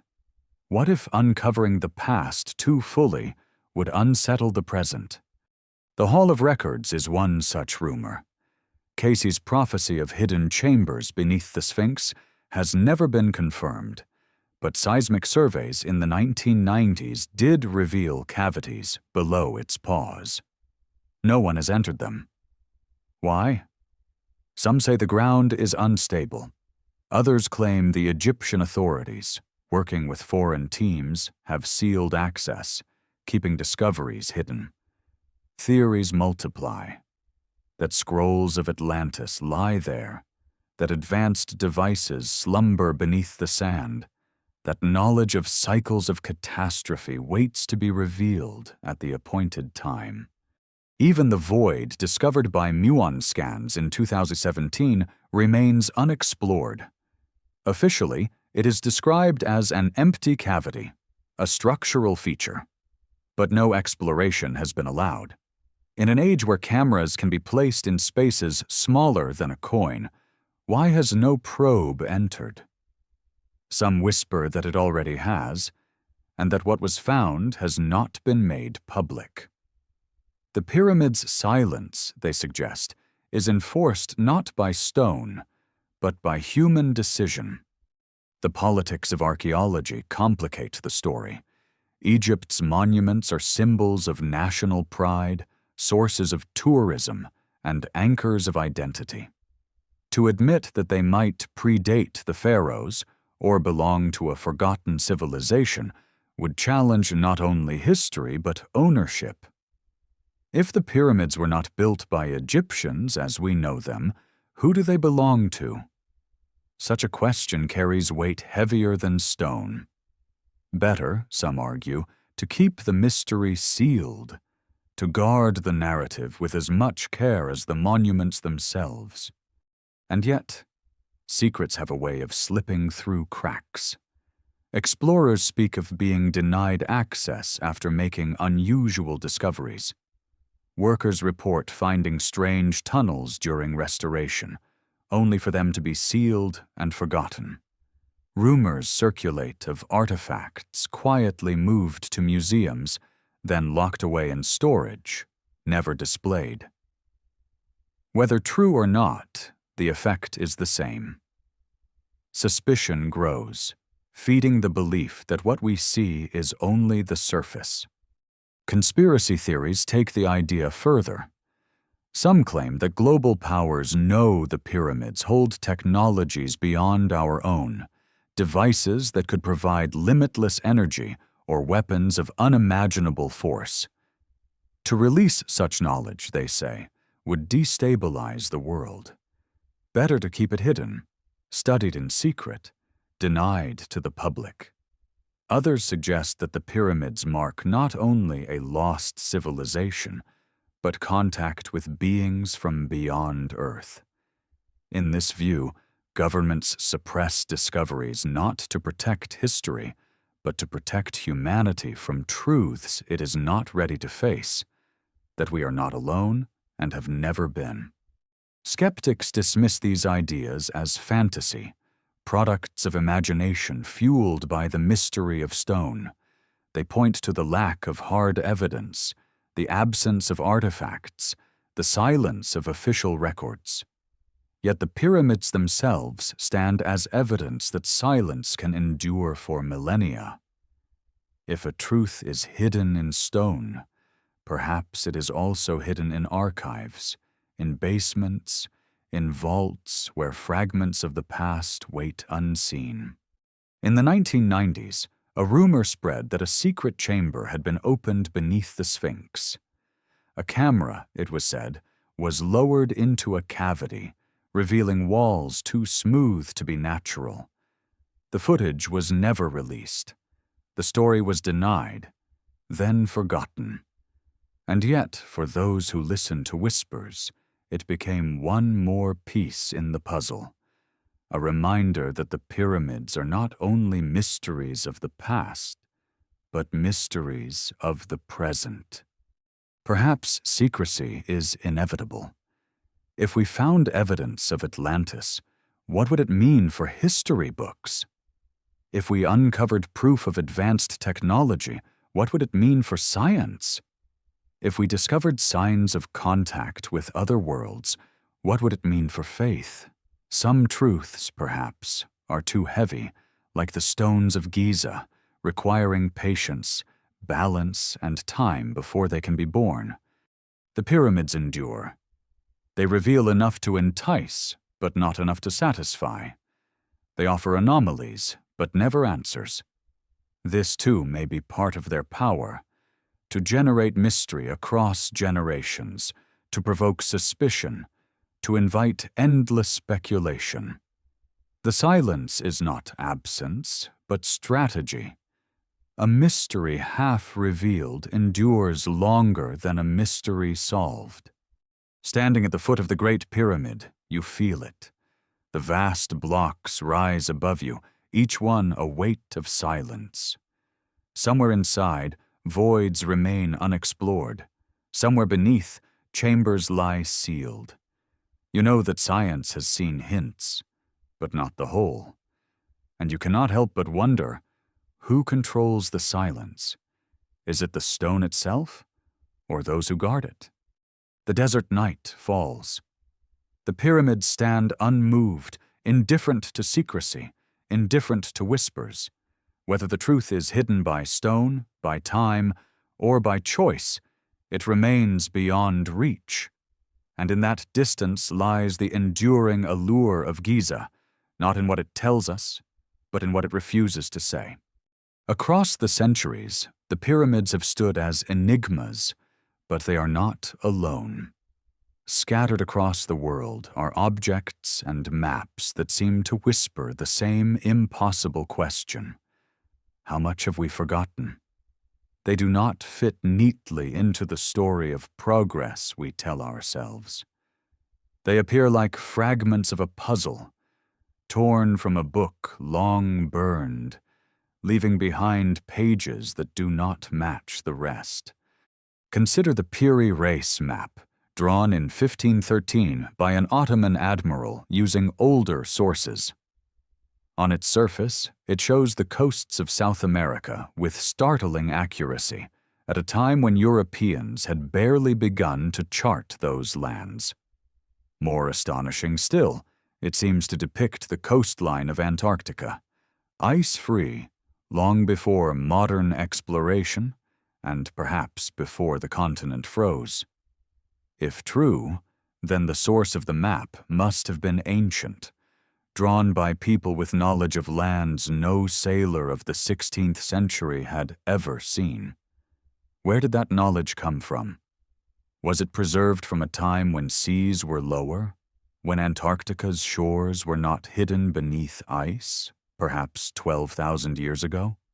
Then there is the Antikythera mechanism, pulled from the depths of the Aegean Sea in 1901. At first it seemed only a corroded lump of bronze, but as scholars studied it, gears emerged, delicate and precise, a machine of astonishing complexity. It could track the movements of the sun, the moon, even eclipses, functioning like a celestial computer. Its craftsmanship rivals that of modern clockwork, yet it dates to over 2,000 years ago, far earlier than such precision should have existed. If this survived by chance, how much else was lost? Could the ancients have possessed technologies that slipped through the cracks of time, erased by wars, fires, and floods? In Baghdad, clay jars known as Baghdad batteries hint at another mystery. Some believe these simple vessels of copper and iron, filled with acidic liquid, could generate small electrical charges. Were they toys, experiments, or something more? Did ancient artisans stumble upon electricity, harnessing it for rituals, for healing, or for purposes we can only guess? These artifacts echo the questions of Giza. The pyramids, with their precise geometry and hidden chambers, seem out of place in the timeline of human development.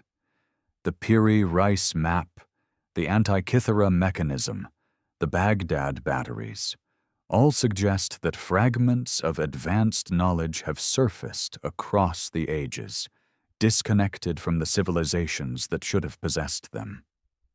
It is as though we are glimpsing the scattered ruins of a forgotten inheritance. The Egyptians themselves spoke of Zep Tepi, the first time, an era when gods walked the earth and civilization was handed down from divine teachers. Perhaps these gods were simply survivors of a cataclysm, carrying knowledge into a world not ready to preserve it fully. They may have built in stone because stone endures, while their other works, of metal, of wood, of words, crumbled away.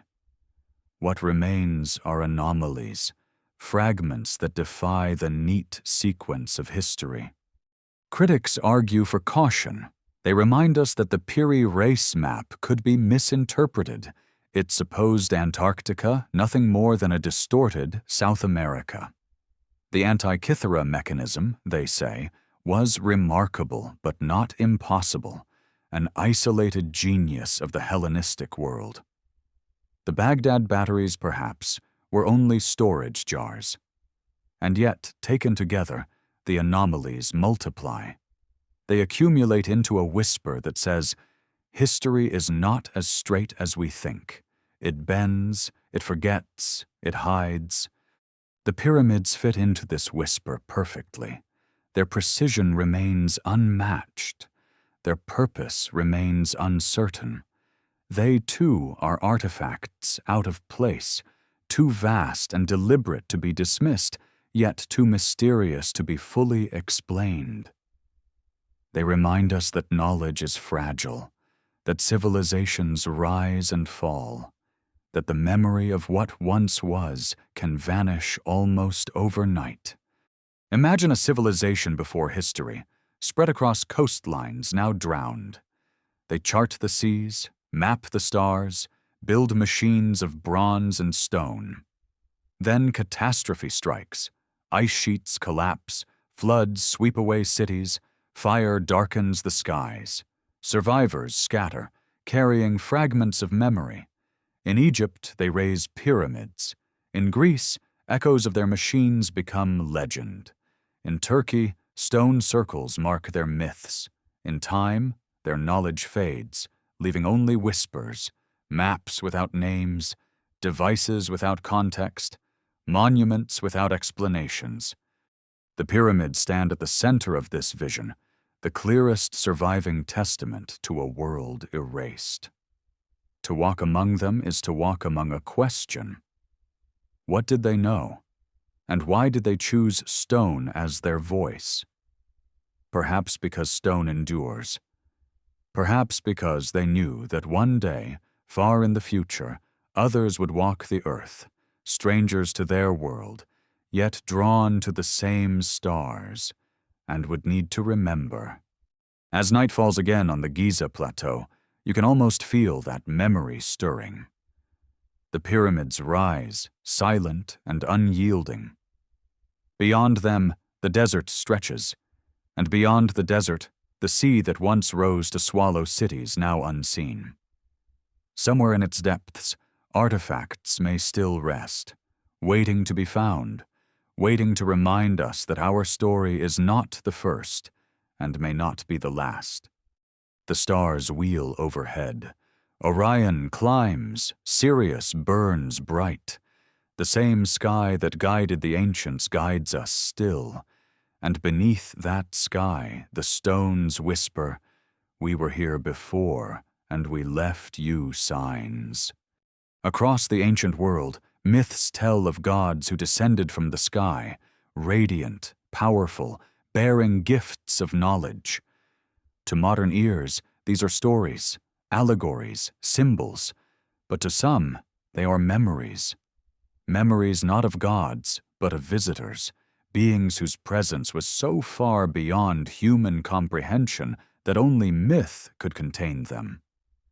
The pyramids, rising as mountains of stone, may be more than tombs or temples.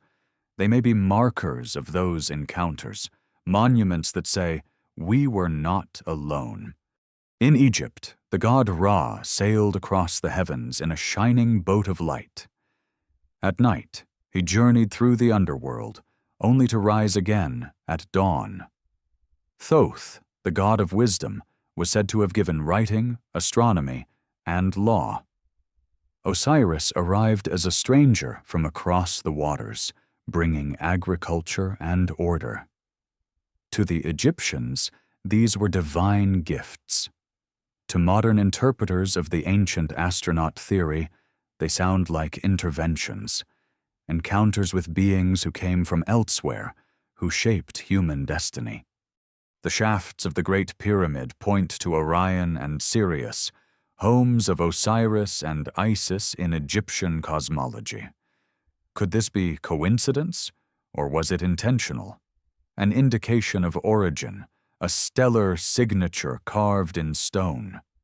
If the builders were marking their connection to the stars, then the pyramid becomes not only a ladder for souls, but a beacon, a message across time and space. Here we are, aligned with you. Legends outside Egypt echo the same themes. The Sumerians spoke of the Anunnaki, deities who descended from the heavens to shape humanity, teaching them the arts of civilization. In Mesoamerica, Quetzalcoatl was the feathered serpent who came from the sky, bringing knowledge before vanishing with a promise to return.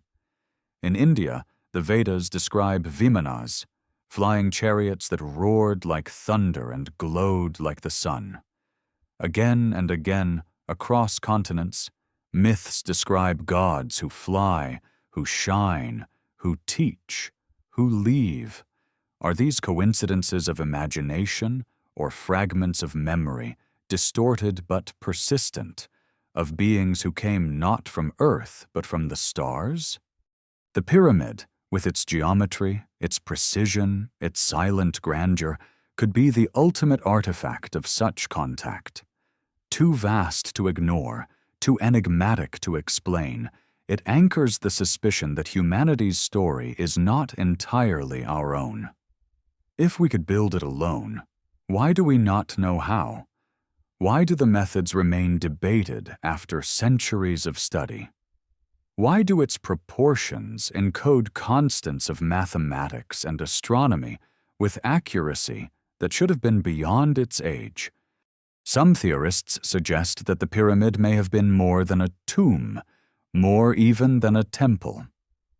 They propose it was a machine, not for energy as we understand it, but for communication, a structure designed to resonate with earth and sky, sending signals outward. Its alignment with Orion, its resonance with sound, its hidden voids, all may be components of a device, one that connected Earth to something beyond. In this view, the pyramid was not a symbol of eternity, but a transmitter, a way of saying, "We are here." The myths of the Dogon people of Mali add to the intrigue. For centuries, they have told of Sirius, the brightest star, and its companion, an invisible star they call Po Tolo. Modern astronomy confirmed the existence of Sirius B, a white dwarf, invisible to the naked eye, only in the 20th century. How did the Dogon know? Scholars argue about contamination, about later influence. But to some, the knowledge is older, inherited from visitors who came from that very system, long before telescopes. And if the Dogon remembered, could the Egyptians have remembered too? carving their knowledge into the very heart of the Great Pyramid? To imagine visitors is to imagine perspective. To them, we would have seemed children, clever but raw, able to build but not to sustain. Perhaps they taught what we could grasp: writing, farming, stonework, leaving monuments as anchors of memory. And then perhaps they left, watching from afar, waiting to see what we would become. The myths of return, so common across cultures, may echo that waiting. Promises not of gods, but of teachers who said, "When you are ready, we will come again." Skeptics dismiss this as fantasy, a projection of modern fascination with the unknown. They remind us that human ingenuity is vast, that myths are metaphors, that pyramids can be explained with ramps and labor. But imagination has always been part of discovery, and myths have often carried truths. Fire was once the gift of Prometheus, lightning the hammer of Thor. Today, we call them physics. Tomorrow, what might we call the pyramid? Standing beneath the stars on the Giza plateau, it is difficult not to feel the pull of the heavens. The pyramids point upward, immovable yet yearning, like stone prayers. The Sphinx gazes east, watching for the sun, for the return of light. In that silence, the myths of gods descending in radiant vessels feel less like fantasy and more like memory, faint but persistent, written in stone as much as in story. Perhaps the pyramid was built by human hands, guided by human minds. But perhaps those hands and minds were touched by something greater, inspired by encounters we barely understand. If so, then the Great Pyramid is not only a monument to human ambition, but a monument to a meeting, a crossroads of worlds. And if that is true, then it is not only our past that is written in stone, but our future, waiting for the day when the gods, or the teachers, or the visitors return. The desert night deepens, Orion rises, Sirius gleams, the stars wheel as they have for thousands of years. The pyramids endure, aligned still to the heavens, silent still, their message unread but unforgotten. Whether tomb, temple, machine, or marker, they wait. And in their waiting, they remind us that the story of humanity may be larger than we think and stranger than we dare imagine. The earth remembers. It remembers in ice, in stone, in layers of sediment where the past is written like lines in a hidden book. And when we learn to read those lines, a story emerges, not of gentle progress, but of cycles of destruction, sudden and merciless. The pyramids, standing as they do against time, may not simply be monuments to kings or even to gods. They may be warnings carved in stone, telling us that what has happened before will happen again. 12,000 years ago, the world shuddered. The younger Dryas descended, a sudden return to glacial cold after warmth had begun to return. Forests withered, species vanished, seas surged. Some scientists now believe a comet or fragments of one struck the Earth, igniting fires that swept continents, darkening the skies with smoke and ash. Others point to rapid melting of ice sheets, floods that poured across the land in torrents of unimaginable scale. Whatever the cause, the effect was catastrophic. Entire ecosystems collapsed, coastlines drowned, human populations scattered. Myths across the world seem to remember this. The Sumerians told of a flood that swallowed kings and cities, sparing only those who built great boats. The Hebrews preserved the tale as Noah's Ark. The Greeks spoke of Deucalion and Pyrrha, who survived a deluge sent by Zeus. In India, Manu was warned by a fish of a flood that would engulf the world. In the Americas, tribes spoke of rising waters, of fires that fell from the sky, of survival on mountaintops. These stories, scattered and diverse, all converge on the same theme: destruction by water, fire, and ice. If a civilization thrived before this cataclysm, its memory would be drowned. Cities built along fertile coasts would now lie hundreds of feet beneath the sea. Only stone, placed inland, might endure. Could the pyramids be such stones? Time capsules, designed to outlast fire and flood, to carry a message into the future? Their very endurance seems to suggest it. Built on high ground, massive beyond reason, aligned to the heavens, they are not fragile like wood or clay. They are designed to last, to stand as silent witnesses when everything else is swept away.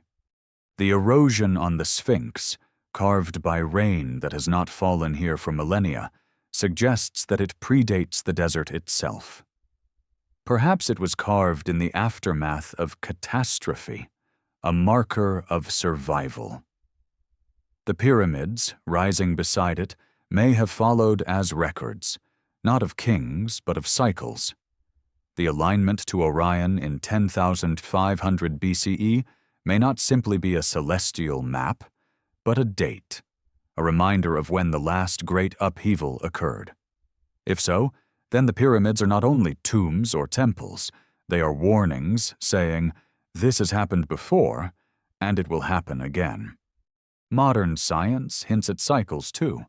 Impact craters dot the Earth, scars of comets and asteroids that struck long before written memory. Some occur in patterns, suggesting that every tens of thousands of years, debris from the heavens sweeps across our orbit. The torrid meteor stream, which the Earth passes through twice each year, contains massive fragments, some large enough to devastate continents. Could the ancients have witnessed such impacts?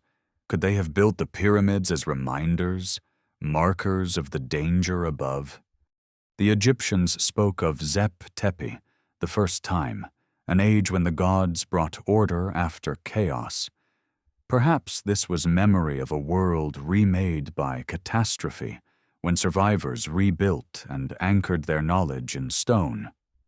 If so, then the pyramids are not only about life and death, but about cycles, about the rise and fall of worlds, about the fragility of civilizations that think themselves eternal. Some researchers see evidence for this in the very layout of Giza. The three pyramids, aligned to Orion's belt, also reflect the precessional cycle, the slow wobble of the Earth's axis over 26,000 years. To encode this cycle is to say, time is not linear, it repeats. Catastrophe is not chance, it is rhythm. The pyramids, then, may be calendars of stone, warning that just as Orion shifts in the sky, so too does the fate of Earth shift in its cycles. The myth of Atlantis fits here as well. Plato set its fall around 9,600 BCE, the very moment the Younger Dryas ended in fire and flood. If survivors carried knowledge to Egypt, they may have built monuments as records of what destroyed them, hoping that future ages would read the signs. If we ignore them, perhaps we risk repeating their fate.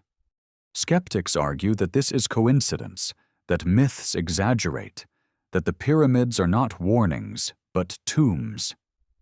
Yet even skeptics admit the Earth has suffered cataclysms, that impacts and floods have reshaped history. Whether or not the pyramids encode this, they endure as reminders of fragility.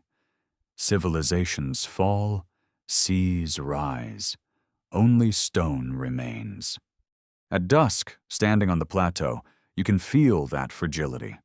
The city of Cairo sprawls nearby, a metropolis of millions, lit by neon and electricity. It feels eternal, unshakable. But so too did Thebes, Memphis, Babylon, Rome. The pyramids saw them all rise, and they saw them all fall.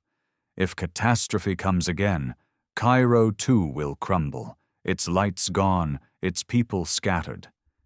And yet, the pyramids will remain, their silent message unchanged. We endure because we remember. Perhaps that is their greatest gift. Not energy, not technology, not contact with stars, but memory. They remind us that we are not invincible, that the earth shifts and changes, that worlds can vanish overnight. They tell us, in their silence, to be humble, to be vigilant, to see ourselves not as masters of time, but as passengers upon it. The desert grows cool as night falls, the pyramids looming against the stars. Orion rises once more, as it has for millennia, as it will long after we are gone. The pyramids stand, their stones heavy with memory, their silence thick with warning. Whether we heed it is another matter. If the pyramids were only tombs, their silence would be strange. Every other royal burial in Egypt is filled with inscriptions, spells painted on walls, prayers carved into stone, elaborate texts to guide the soul. Yet the Great Pyramid contains none. No hieroglyphs, no murals, no visible instructions. It is mute. Perhaps this is because it was never a tomb at all. Or perhaps its builders believed the monument itself was the text, a book written not in words but in geometry, to be read only by those who understood its code. The priests of Egypt guarded knowledge as carefully as kings guarded treasure. They were astronomers, healers, keepers of ritual. They believed that the universe was not chaos but order, a harmony governed by Ma'at, the balance of truth, justice, and cosmic law. To them, mathematics and magic were not separate but intertwined, both expressions of the same underlying pattern. The pyramid, with its precise proportions, may have been their greatest spell, a structure that embodied Ma'at in stone. Esoteric traditions, passed through Greece and into Europe, preserved fragments of this idea. Hermetic texts attributed to Hermes Trismegistus, who many equated with the Egyptian god Thoth, spoke of hidden wisdom, of as above, so below. This phrase, echoing the alignment of pyramids to stars, suggests that the pyramid was more than a monument. It was a mirror, a reflection of heaven on earth, a tool for connecting the two. The golden ratio, the number phi, and the constant pi appear in its dimensions, as though the builders encoded mathematical truths long before they were named. To initiates, such numbers were not abstractions but sacred harmonies, the fingerprints of the divine. To walk within the pyramid was to enter a temple of geometry, where the very proportions spoke of eternity. The chambers may have been designed not to hold a body, but to shape experience, guiding the soul or the mind through stages of transformation. Mystery schools of later ages looked back to Egypt as the source of hidden wisdom. Pythagoras, the Greek philosopher, is said to have studied there, bringing back knowledge of numbers and harmony. Plato spoke of geometry as the key to the cosmos, perhaps echoing Egyptian thought. Even Renaissance alchemists looked to the pyramids as symbols of the great work, the transformation of matter, of spirit, of the self. To them, the pyramid was not just stone, but symbol. Base at the bottom, point at the top, matter refined into spirit, human into divine. Could it be that the pyramid was intended as an initiatory chamber, a place where priests guided chosen souls through ritual transformation? Imagine being led into its narrow corridors, descending into darkness, then rising toward the king's chamber. Chants echo in the passageways, the granite hums, the air vibrates. In the sarcophagus, perhaps you lie in silence, a ritual death. And then, through resonance, through vision, through initiation, you are reborn, not as a corpse, but as one who has touched eternity.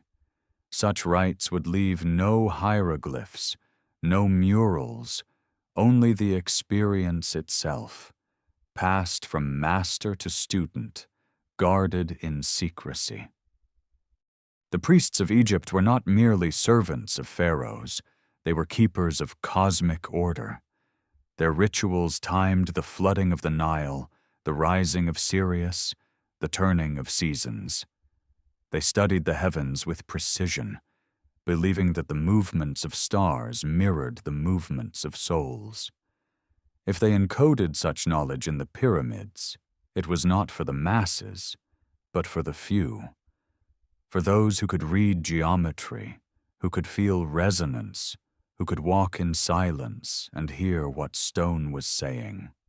Later traditions in the West picked up these threads and wove them into new tapestries. Freemasonry, Rosicrucianism, and Hermetic orders all saw in the pyramid a symbol of hidden wisdom, a structure that contained secrets of creation. They spoke of a lost word, a truth buried beneath stone, waiting to be rediscovered. Even in our modern world, the pyramid appears on currency, topped with the all-seeing eye, a symbol of hidden order, of knowledge known only to the initiated. Skeptics dismiss this as projection, layers of meaning added long after the fact. And yet, the silence of the pyramid endures. Its lack of inscriptions invites interpretation, demands it. If it had been filled with texts like other tombs, we might accept its purpose without question, but its mute stone refuses closure.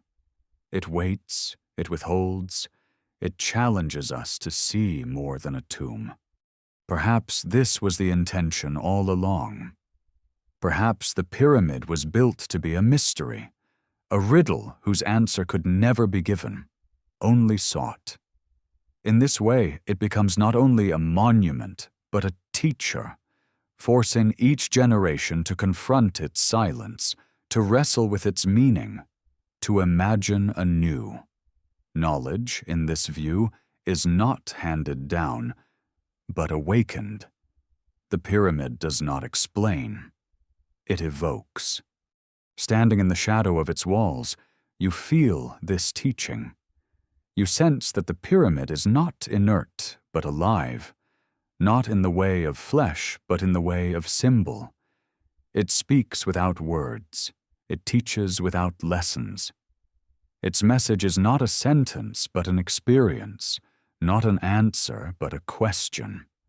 What is your place in the order of things? What will endure of you when time erases all else? As night falls and the stars burn above, the pyramid glows faintly in the starlight, its edges sharp against the sky. It stands as it has always stood, silent, enigmatic, inviting. Perhaps it encodes cosmic laws. Perhaps it is a tomb. Perhaps it is both, or neither. The truth may be less important than the effect. The way it compels us to look upward, to imagine more, to sense that the world is larger, older, stranger than we think. The desert wind stirs. The pyramid does not answer, but in its silence it gives something greater, the chance to ask again and again what it means to be human, what it means to endure, what it means to reach for the stars. In many traditions, the oldest stories speak not of ordinary men, but of giants, beings taller, stronger, closer to gods than to mortals. They stride across myths from every corner of the world, leaving behind whispers that blur the line between legend and memory. When we stand before the pyramids, before blocks weighing 70 tons lifted high into the air, it is tempting to wonder, were such giants only symbols, or were they flesh and blood? The Bible tells of the Nephilim, mighty men of old, men of renown, born of the union between the sons of God and the daughters of men. In the book of Enoch, these giants devour the earth, teaching forbidden knowledge before being cast down by the flood. In Sumerian myths, the Anunnaki descend from the heavens, towering figures who shape humanity. In Greece, the Titans rule before the Olympians, only to be overthrown. In Norse sagas, the Jotun dwell at the edges of the world, older than the gods themselves. Again and again, we hear of beings too large, too powerful, shaping the world before history. Archaeological rumors fuel the idea. Old reports tell of oversized skeletons unearthed in North America, in the deserts of Nevada, in burial mounds along the Mississippi. Farmers claimed to find bones taller than any man. Newspapers in the 19th century published tales of giant graves, only for the artifacts to vanish, dismissed as exaggerations or hoaxes. Yet the stories persist. In South America, cave paintings show figures with towering proportions. In Asia, myths speak of Nagas and Asuras, beings of immense size and strength. Could these giants have been real, a species now lost? Or were they metaphors, ways of describing people of power, knowledge, or difference? If real, could they have played a role in building the world's megaliths? The stones of Baalbek, the walls of Sacsayhuaman, the trilithons of Malta, all seem beyond the capacity of ordinary labor with primitive tools.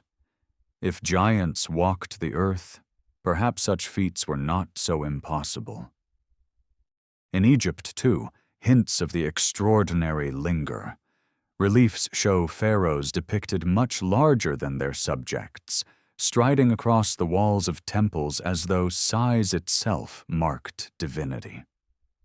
Perhaps this was symbolic, but perhaps it echoed an older memory, that rulers were once truly larger than life, physically as well as spiritually. The pyramid, colossal and enduring, may have been their work, or built in their honor, to mimic their scale in stone. Esoteric traditions expand on this. Some claim the giants were not of Earth at all, but the offspring of visitors from the stars. Their great size marked them as other, their knowledge as divine. They taught agriculture, writing, astronomy. They fathered dynasties, remembered later as gods. But they also brought hubris, leading to their destruction in floods and fire. The pyramids, in this telling, are their legacy, built to last when flesh could not. Skeptics counter that no giant skeletons survive in museums. No DNA proves their existence. They dismiss reports as hoaxes, myths as exaggerations, monuments as human labor. And yet, the question persists. Why do so many cultures, scattered and separate, tell the same story? Why do they all remember beings larger, stronger, closer to gods, destroyed by catastrophe? Perhaps the memory is not literal, but symbolic. Giants as embodiments of lost ages, of powers beyond comprehension. Or perhaps memory and myth have roots deeper than we dare admit. The pyramid, looming against the sky, embodies this same ambiguity. It is larger than human scale, as if built for beings greater than us. To stand beside it is to feel small, to feel as though you have stepped into a world built not for humans, but for giants. Perhaps that was the point. To remind us of what came before, to mark the threshold between ages. Perhaps the giants were real, and the pyramid was their monument. Or perhaps the pyramid is itself the giant, a being of stone, alive in silence, too vast to comprehend. Legends from Arab chroniclers tell of the pyramids being built before the flood, by a king named Surid, who foresaw the catastrophe. In some versions, he was warned by dreams of the stars falling from the sky. He ordered the pyramids constructed to preserve knowledge, filling them with treasures, books, and talismans. After the flood, they stood as the last relic of a world destroyed. Some versions even say the builders were giants, sons of the stars, whose strength carved stone like clay. At night, when the plateau is empty, the imagination sees them still, immense figures hauling blocks, their footsteps shaking the desert. Perhaps they never walked, perhaps they never lived, but they endure in story. And stories, like stone, can outlast empires. To ask if giants built the pyramids is to ask if myths remember truths we have forgotten. Even if no bones remain, the echo of their presence lingers in every culture, in every tale of floods, in every monument too vast to explain. The giants may be gone, but their memory endures. In the silence of stones, in the shadows of pyramids, in the myths that refuse to fade. As Orion rises once more above Giza, the pyramids stand like giants themselves, colossal and eternal. Whether built by human hands, divine visitors, or beings now lost, they embody the same truth, that there was a time when humanity was not alone, when we looked up at the stars and saw gods, when we walked the earth and remembered giants. The desert grows cold, the wind whispers through sand. The pyramids remain, larger than life, guardians of memory, giants in their own right.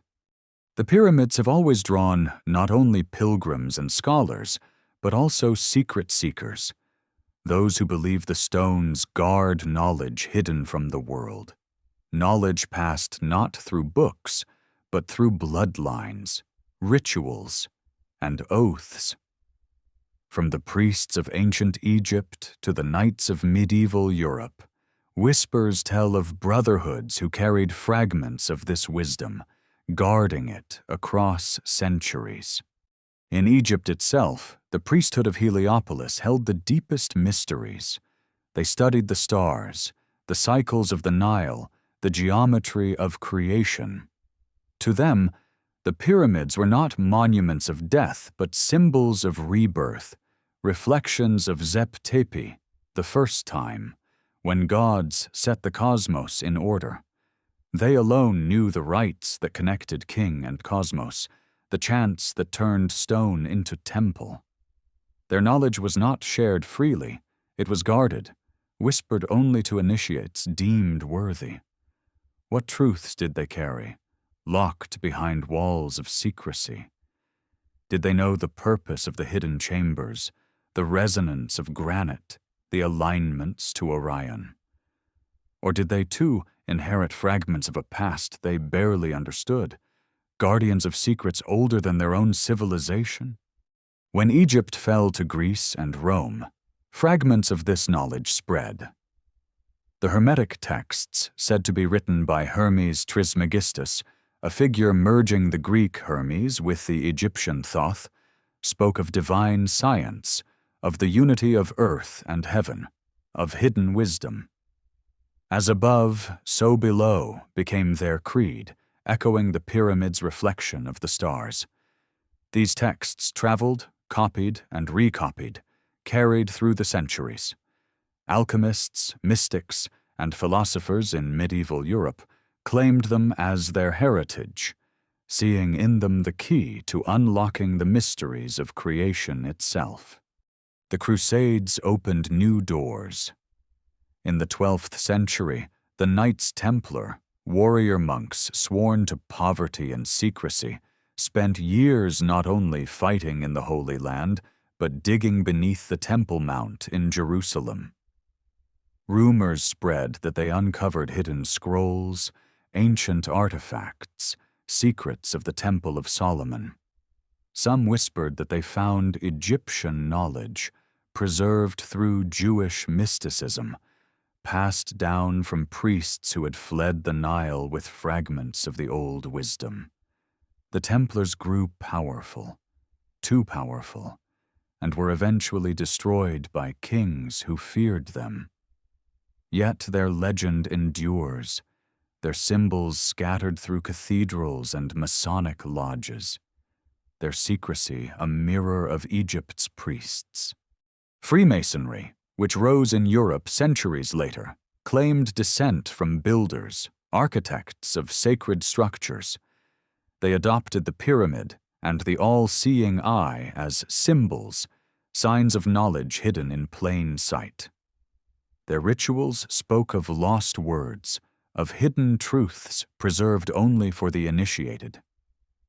To them, the pyramid was not just an ancient monument, but a symbol of the great work, the refinement of the human soul, the search for illumination. Did they preserve, in allegory, a memory of what the pyramid once was? An initiatory chamber, a vessel of transformation. Even in modern times, secret societies circle the pyramid like moths around a flame. Rosicrucians, theosophists, occult orders all claim the pyramids as symbols of their hidden wisdom. They speak of chambers beneath the Sphinx, of halls filled with records, of cycles of cataclysm remembered in stone. Some even claim contact with the same beings the ancients called gods, beings who return in visions and revelations, reminding humanity of what it once knew. Skeptics dismiss this as invention, as projections of mystery onto silent stone. Yet the persistence of these traditions, their fascination with Giza, speaks to something deeper. The pyramid's silence demands interpretation, and those who seek hidden truths cannot resist filling that silence with meaning. Perhaps they are wrong, or perhaps they carry, in distorted form, a memory older than themselves. What if there truly has been a lineage of guardians, not of blood, but of initiation?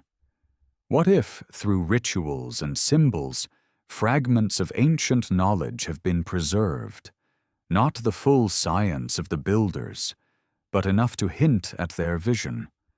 The Templars may not have held the secrets of Atlantis, but they may have inherited echoes of echoes, whispers of truths preserved since Zep Tepi.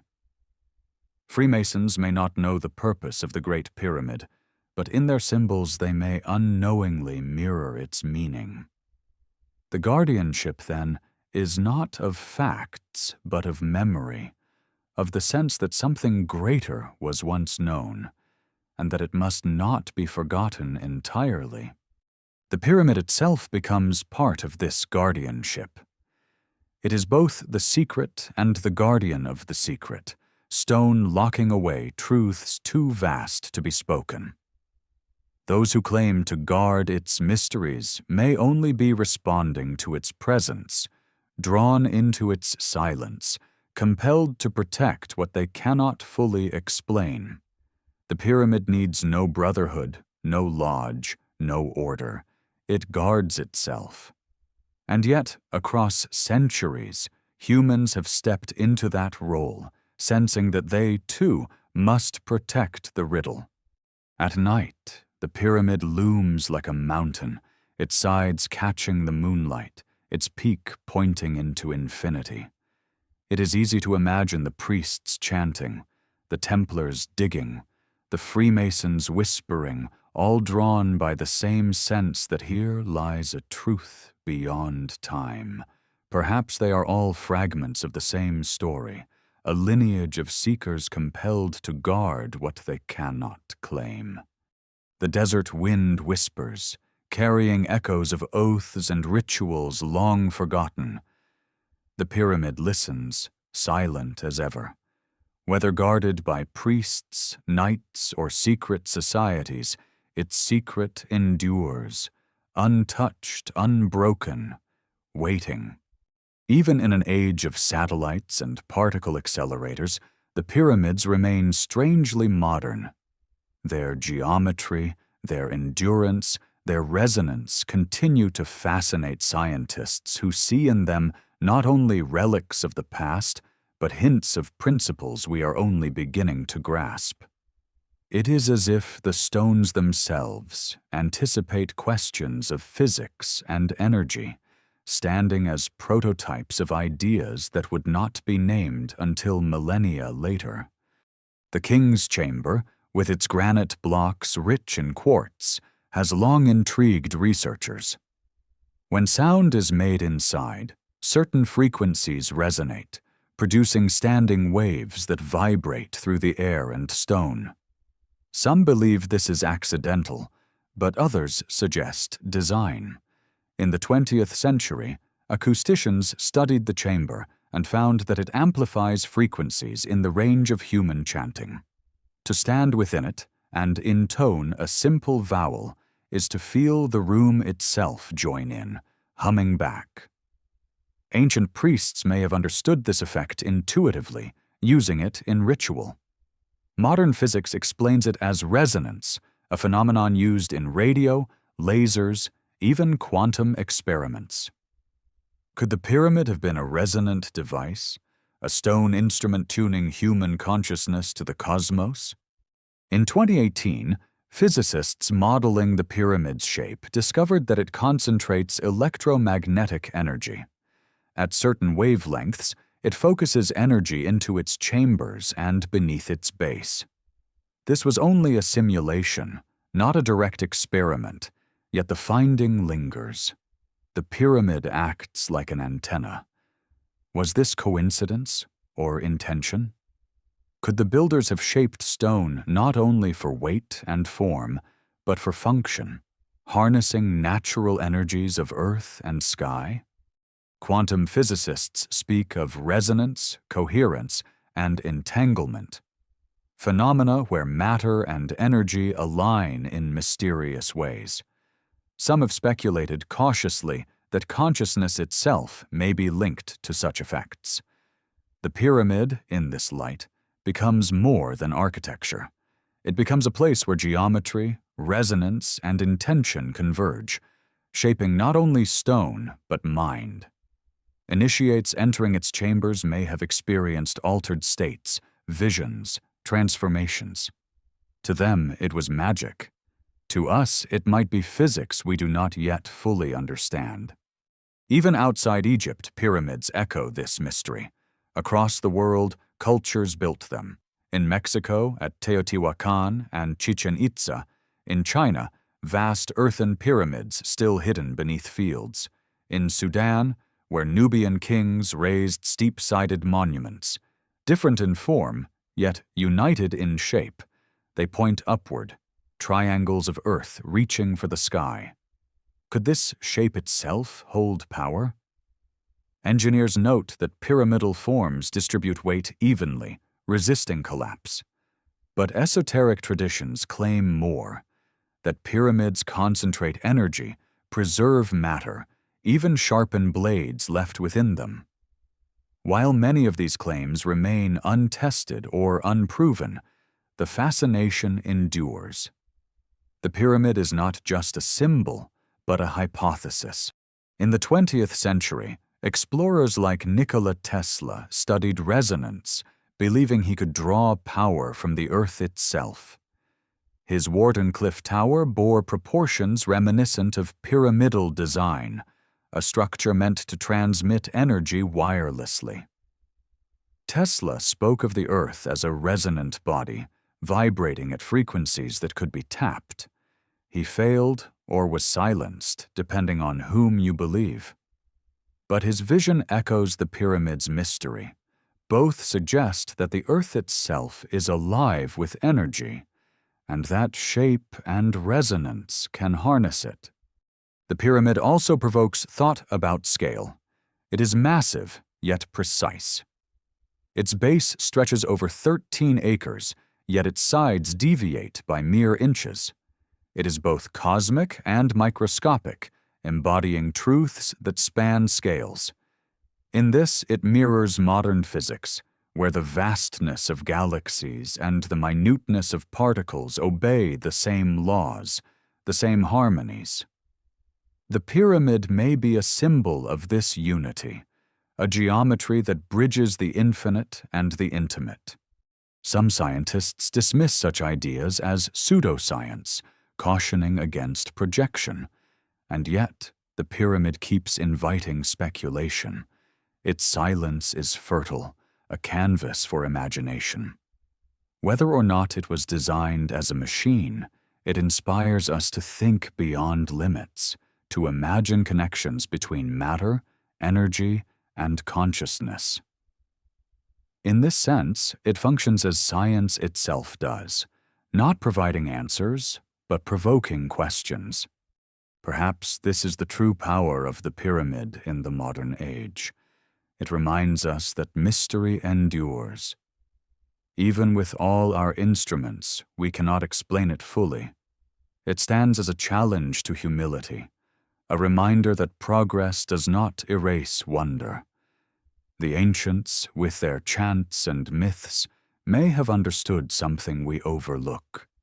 The truth is not only in answers, but in awe. To walk within the pyramid today is to feel this awe. The air is heavy, the light dim, the silence profound. You sense the weight of stone, the hum of resonance, the alignment to stars. You may not know its purpose, but you feel its presence, as though the structure itself is alive. Perhaps it is not a tomb, not a machine, but something between. An instrument of transformation, designed not to hold a body or generate power, but to awaken the mind. Outside, Cairo buzzes with modern life. Cars, lights, voices. Satellites orbit above. Quantum experiments hum in laboratories. And yet, the pyramids remain, older than all of it, enduring in silence. They remind us that science and mystery are not opposites, but companions. That to seek knowledge is also to embrace wonder.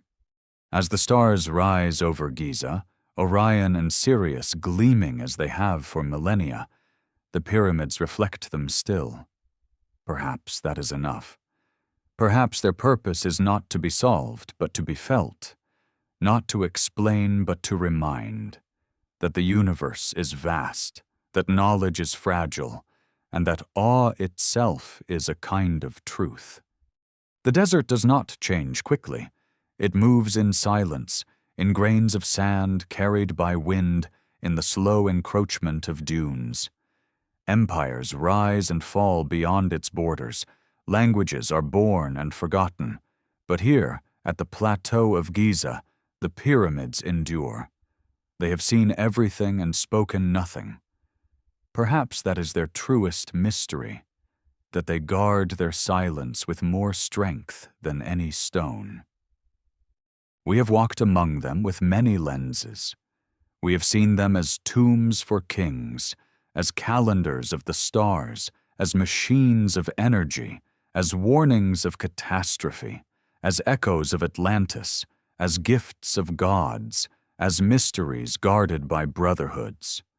We have studied their stones with scanners, their chambers with moons, their alignments with astronomy, and still they withhold.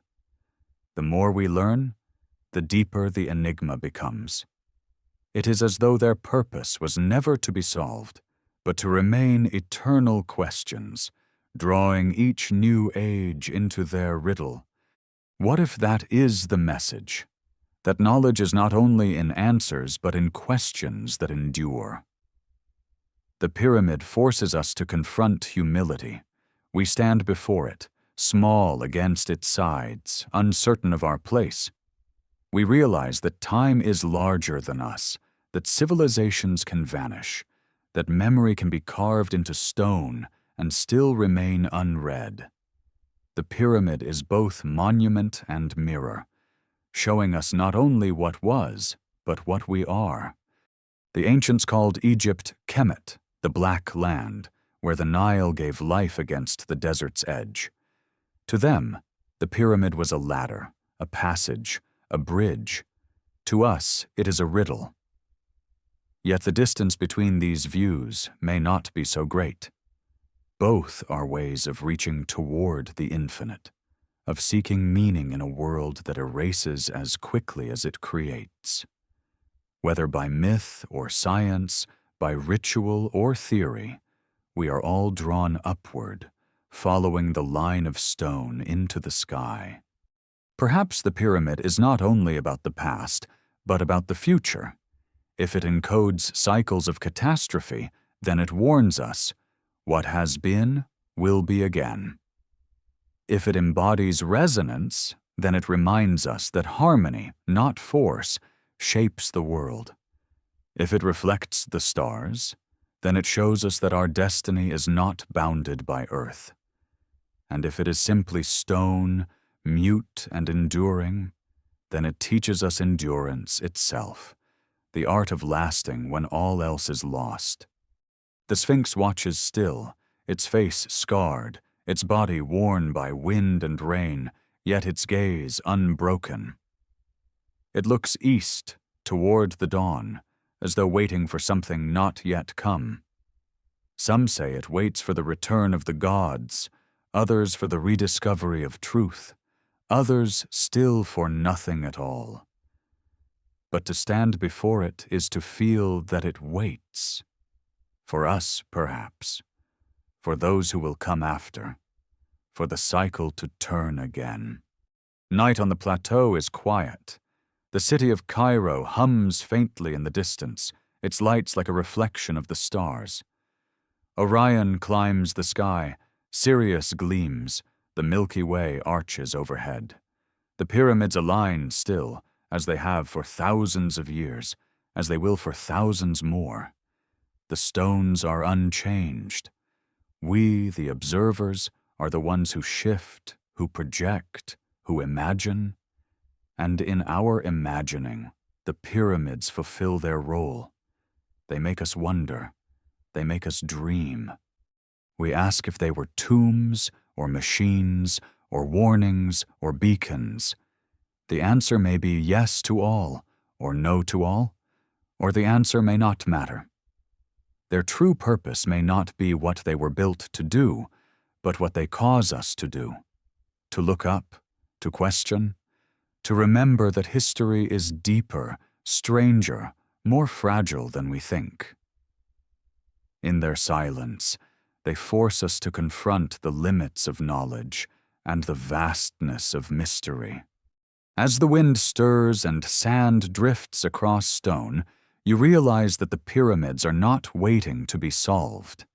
They are waiting to be felt.